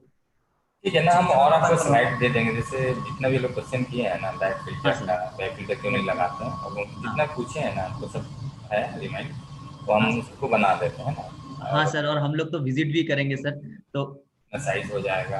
हाँ सर। वाला जो चीज़ है सब दे देते हैं, है ना। हाँ सर थैंक यू सर, आप शेयर कर कर दीजिए, मैं देते सभी हैं। लोग साथ शेयर कर देता हूँ। हाँ सर। हाँ सर अच्छा रहेगा, थोड़ा व्यू बन जाएगा तो अच्छा रहेगा सर। और हाँ ये ठीक है ना, ऑलरेडी ये उस टाइम पे कम मिल पाया इसलिए अच्छे से रेडी नहीं हो पाया था, कोई तो बात नहीं और भी सर। हो जाता। हाँ सर, हम लोग ऐसे क्लास और करवाएंगे सर, ऐसे करके, क्योंकि एक क्लास से तो इतना अब कुछ देखिए सीखते अभी नहीं ना है। क्या था ना कि इलेक्ट्रिकल के साथ रहता ना तो और हाँ बंदा सर, यही क्लियर हो इसलिए जाता है। सर, वो एक लड़का अभिनव आनंद करके जो पूछा आपको एक कंट्रोलर के ऊपर, तो मैं वही चीज उसको बोलूंगा अभी कि ये तो इलेक्ट्रिकल का पार्ट है, इलेक्ट्रिकल का हाँ इसको हाँ, पूछते हम लोग का होगा तब तुम ये देखिए पूछना। डिस्चार्ज को सेट तो करते हैं, लेकिन कभी हम इलेक्ट्रिकल से डिटेल में नहीं पूछे हैं। हाँ इतना सर, इसीलिए जरूर मैं हम उसको देखते रोक हैं कि दिया, जिसमें इसीलिए मैं फील्ड उसको डेड रोक हो दिया। जाता है ना, हाँ वो सर हाँ करंट सर। फ्लक्चुएशन नहीं होता है, तब वो हाँ लोग सर डेड चार्ज उसमें देते हैं। नहीं हाँ तो वो सर फील्ड क्या होगा ना कि स्लीप मोड में चला जाएगा, मतलब वो हाँ सर डिस्प्ले तो दिखेगा आपको, लेकिन वो एक हाँ कांस्टेंट चार्ज पे होल्ड रह जाएगा। हाँ और हाँ चार्जिंग हमारा तभी अच्छा है जब वो फ्लक्चुएशन होता रहे, कम ज़्यादा, तो वो फील्ड हमारा एज पकड़ रहा है, एज जब पकड़ता है तो फील्ड का थोड़ा चार्ज कम होगा, जैसे एज गिरेगा फिर चार्जिंग बढ़ जाएगा, ये प्रिंसिपल हाँ रहता है। अब जिसमें कांस्टेंट हो गया तो उसमें पता नहीं चल पाता वो चार्ज ले रहा है कि नहीं ले रहा है, कांस्टेंट लेकर के चार्ज वो खाली एक डेड फील्ड की तरह पड़ा हुआ है, तो फिर हाँ कलेक्शन नहीं होता, इसलिए उसको डेड चार्ज, एक ट्रिकलिंग चार्ज कहा जाता है ना, वैसे दिया हाँ जाता है, हाँ हाँ सर। फिर डेड सर चार्ज एक होता सर इस रिगार्डिंग तो सर एक बेस चार्जिंग भी होता है ना सर, है। बेस चार्जिंग भी तो रहता है ना सर। हाँ हाँ, वही बेस चार्ज दिया जाता है। हाँ सर हाँ सर। हाँ सर, बहुत अच्छा सर, क्लास तो बहुत ही अच्छा रहा, इंटरेक्टिव भी रहा। सर आप वही चीज़ सर शेयर कर दीजिए, तो मैं स्टूडेंट लोग को शेयर भी हाँ कर दूंगा, हाँ और ये कर लोग देते विजिट हैं, भी है करेगा सर। विजिट के ना। टाइम अच्छा पर अगर हो सके तो सर आप एक बार थोड़ा सा बता दीजिएगा, और मतलब क्या है कि ना, ये लोग तो क्लास कर रहा है सर, अभी ये बहुत बच्चे लोग हैं, तो अभी क्लास हाँ, कर रहा है, आप जैसे ही विजिट करेगा थोड़ा विजुअलाइजेशन होगा, तो तब जाके ये लोग और करा क्लियर हो जाएगा। हम तो बोले थे सर को ना 600 का एसपी बंद है, अगले वीक में किसी दिन करा दीजिएगा। हाँ सर, अभी ना सब लड़का अभी तक आया नहीं है सर, इसीलिए हाँ तो थोड़ा सा ठीक है, आने दीजिए, अब एसपी एक हाँ बार दिखा देंगे ना तो हो जाएगा, कोई दिक्कत नहीं है। हाँ सर और वैसे अपना फरवरी मंथ जो है ना, यहाँ उस समय में यहाँ ओवरहॉलिंग होने वाला 250 का, हाँ हाँ सर वास्ट डीएसपी रहेगा तो एक एक चीज दिख जाएगा, चार्ज हाँ करेंगे कितना, जैसे डमी टेस्ट होता है, शॉर्ट सर्किट टेस्ट होता है, ये सब हाँ क्यों सर करते हैं, ये सब अब हर चीज बता देंगे हम, लेकिन कुछ चीज का था ना, जैसे कि डिटेल जो होता है अंदर का ना, रेडकॉन के अंदर का डिटेल वो थोड़ा इलेक्ट्रिकल ही बता पाएगा, ओवरव्यू टाइम सब बता हाँ देंगे। सर, मैं समझ गया सर, कैसा कोई इशू नहीं। सेटिंग देते हैं, हाँ एस्केलेशन क्या हाँ रहता है, हाँ 64 हाँ सेटअप दिया गया है बीएचएल का, हाँ सर मैं रेडकॉन समझ का गया। सेटअप दिया गया है, ये सब चीज़ है मेरे को पता, लेकिन थोड़ा जो कैलकुलेशन पार्ट होता है ना वो इलेक्ट्रिकल का अगर रहता है, वो हाँ अब जैसे बीच में एकदम। क्वेश्चन है क्यों देते हैं, वो हमको उतना नहीं ध्यान है क्यों देते हैं, लेकिन इतना हम देखें कि डेढ़ होता है फील्ड, तो हाँ उसमें बेस चार्ज लोग लगा देते हैं 10 का हाँ सर 20 का ऐसा हाँ करके सर मिलियंस का। हम लोग हाँ नेक्स्ट टाइम से ऐसे ही करेंगे सर, इलेक्ट्रिकल तो हम लोग हाँ, ऑलरेडी इलेक्ट्रिकल रहेगा, करवाएंगे। हम सर को बोले भी थे कि सर अगर साथ में और अच्छा हो जाता, सब फंडा हाँ क्लियर हो जाता। हाँ सर, वो हम लोग करवा भी देंगे, और एक बार ये लोग का एक बार हो चुका है, फिर भी हम लोग इसको एक बार इसको करवा देंगे सर, शायद हाँ तो इसमें कल डाउट साथ में नहीं करा होगा। दीजिएगा, कोई दिक्कत नहीं, हाँ अच्छा है, और हम भेज देते हैं लड़के लोग के लिए, अच्छा हाँ रहेगा सर नॉलेज का, और इससे ज़्यादा भी हम कुछ इसमें दे रहे हैं, अभी हाँ और सर स्लाइड हम इसमें जोड़ करके, और जितने भी क्वेश्चन है लोग पूछे हैं, हाँ ड्राई ये सब परसेंटेज वगैरह सभी चीज़ दे देंगे, ठीक है ना। ठीक है sir, thank you so much, thank you so much, thank you so much. Thank you sir. Thank you sir. Thank you sir. Thank you hello sir. Thank you sir.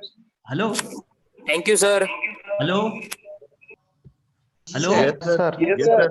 Abhinav Abhinav Anand Abhinav Anand yes sir. अरे तुम देखो, बात क्या है, तुमको मैं क्यों रोका, तुम जो कंट्रोलर के बारे में पूछ रहे हो ना यार, ये ईएसपी का इलेक्ट्रिकल का पोर्शन है, और तुमको मैं पहले ही बताया था कि ईएसपी का मैकेनिकल का क्लास होगा, पहले हम लोग का एक क्लास करवाए ना इलेक्ट्रिकल का, तो तुमको डाउट है तो मैं फिर से इसको क्लियर करवाऊंगा ना। तुम सर को क्यों बोल रहे हो, मतलब मैं ये नहीं बोल रहा हूँ, तुम पूछे हो एकदम सही काम किए हो, क्योंकि तुम्हारा काम है पूछना, तुमको जानना भी है सीखना भी है। बट क्या है कि तुम थोड़ा सा मतलब क्वेश्चन, थोड़ा स्पेसिफिक क्वेश्चन पूछो, जैसे सर जो पार्ट को पढ़ा रहे हैं उसी के ऊपर जाओ ना। अगर इधर उधर का बात करोगे ना तो क्या होता है, सर भी अपना पॉइंट से डाइवर्ट हो सकते हैं, है ना। तो तुम्हारा काम है सर को जो टॉपिक तुम कवर कर रहे हो उसी टॉपिक के ऊपर तुम जाओ, समझ रहे हो ना अभिनव। Okay sir. तो मेरा तुमको टोकने का मतलब ये नहीं है कि तुमको चुप कराना है, मैं इसीलिए सबके साथ सपोर्ट करता हूँ। बट तुम्हारा जो पॉइंट था ये प्योरली इलेक्ट्रिकल ओरिएंटेड था, और ये इलेक्ट्रिकल का जो ईएसपी पार्ट देखते हैं उन्हीं को ये चीज अच्छा से मालूम रहेगा, क्योंकि तुम भी जब प्लान में काम करोगे नहीं यार, तो अपना डोमेन जो है वो अपना डोमेन में तुम स्ट्रांग रहोगे। ऐसा कोई जरूरी नहीं है कि तुम सब डोमेन जानोगे, जी सर। है ना। हाँ, तो इसीलिए मैं तुमको रोका, तुम इसको दूसरे मतलब में मत लेना। नहीं सर। हाँ, बस इतना ही है। तो इसीलिए मैं हर क्लास को मॉनिटर भी करता हूँ ताकि तुम लोग को डाउट क्लियर हो, तुम लोग जो भी पॉइंट बोल रहे हो तुम अपना पॉइंट से भी डाइवर्ट मत हो, एकदम स्पेसिफिक रहो। अच्छा, और एक चीज अनाउंसमेंट है कि कल हम लोग का टरबाइन गवर्निंग सिस्टम का क्लास होगा। सबको ये रिक्वेस्ट भी है और ऑर्डर भी है कि सबको क्लास अटेंड करना है। और ये क्लास जैसा है फर्स्ट हाफ में है हम लोग का 10 बजे से स्टार्ट होगा, तो सभी के सभी अटेंड करना गवर्निंग सिस्टम के ऊपर। क्योंकि और एक चीज मैं बता रहा हूं, गवर्निंग सिस्टम में थोड़ा सा टाइम लगेगा, इतना इजी नहीं है कि तुम एक बार में समझ पाओगे। तो इसीलिए हम लोग बाद में भी क्लास करवाएंगे, और क्लास है गवर्निंग के ऊपर, 2 क्लास है, तो टेंशन मत लेना, एकदम आराम से सुनना।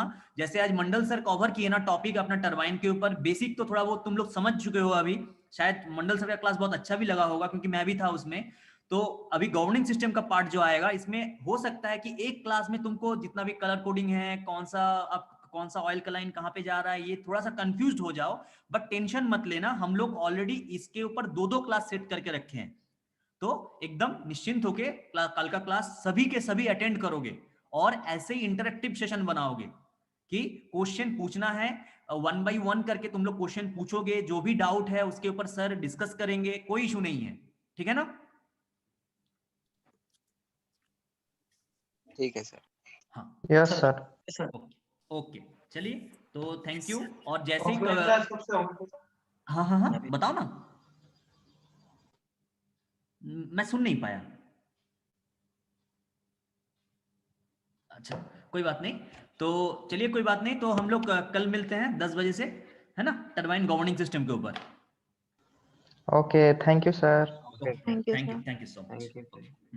Thank you sir.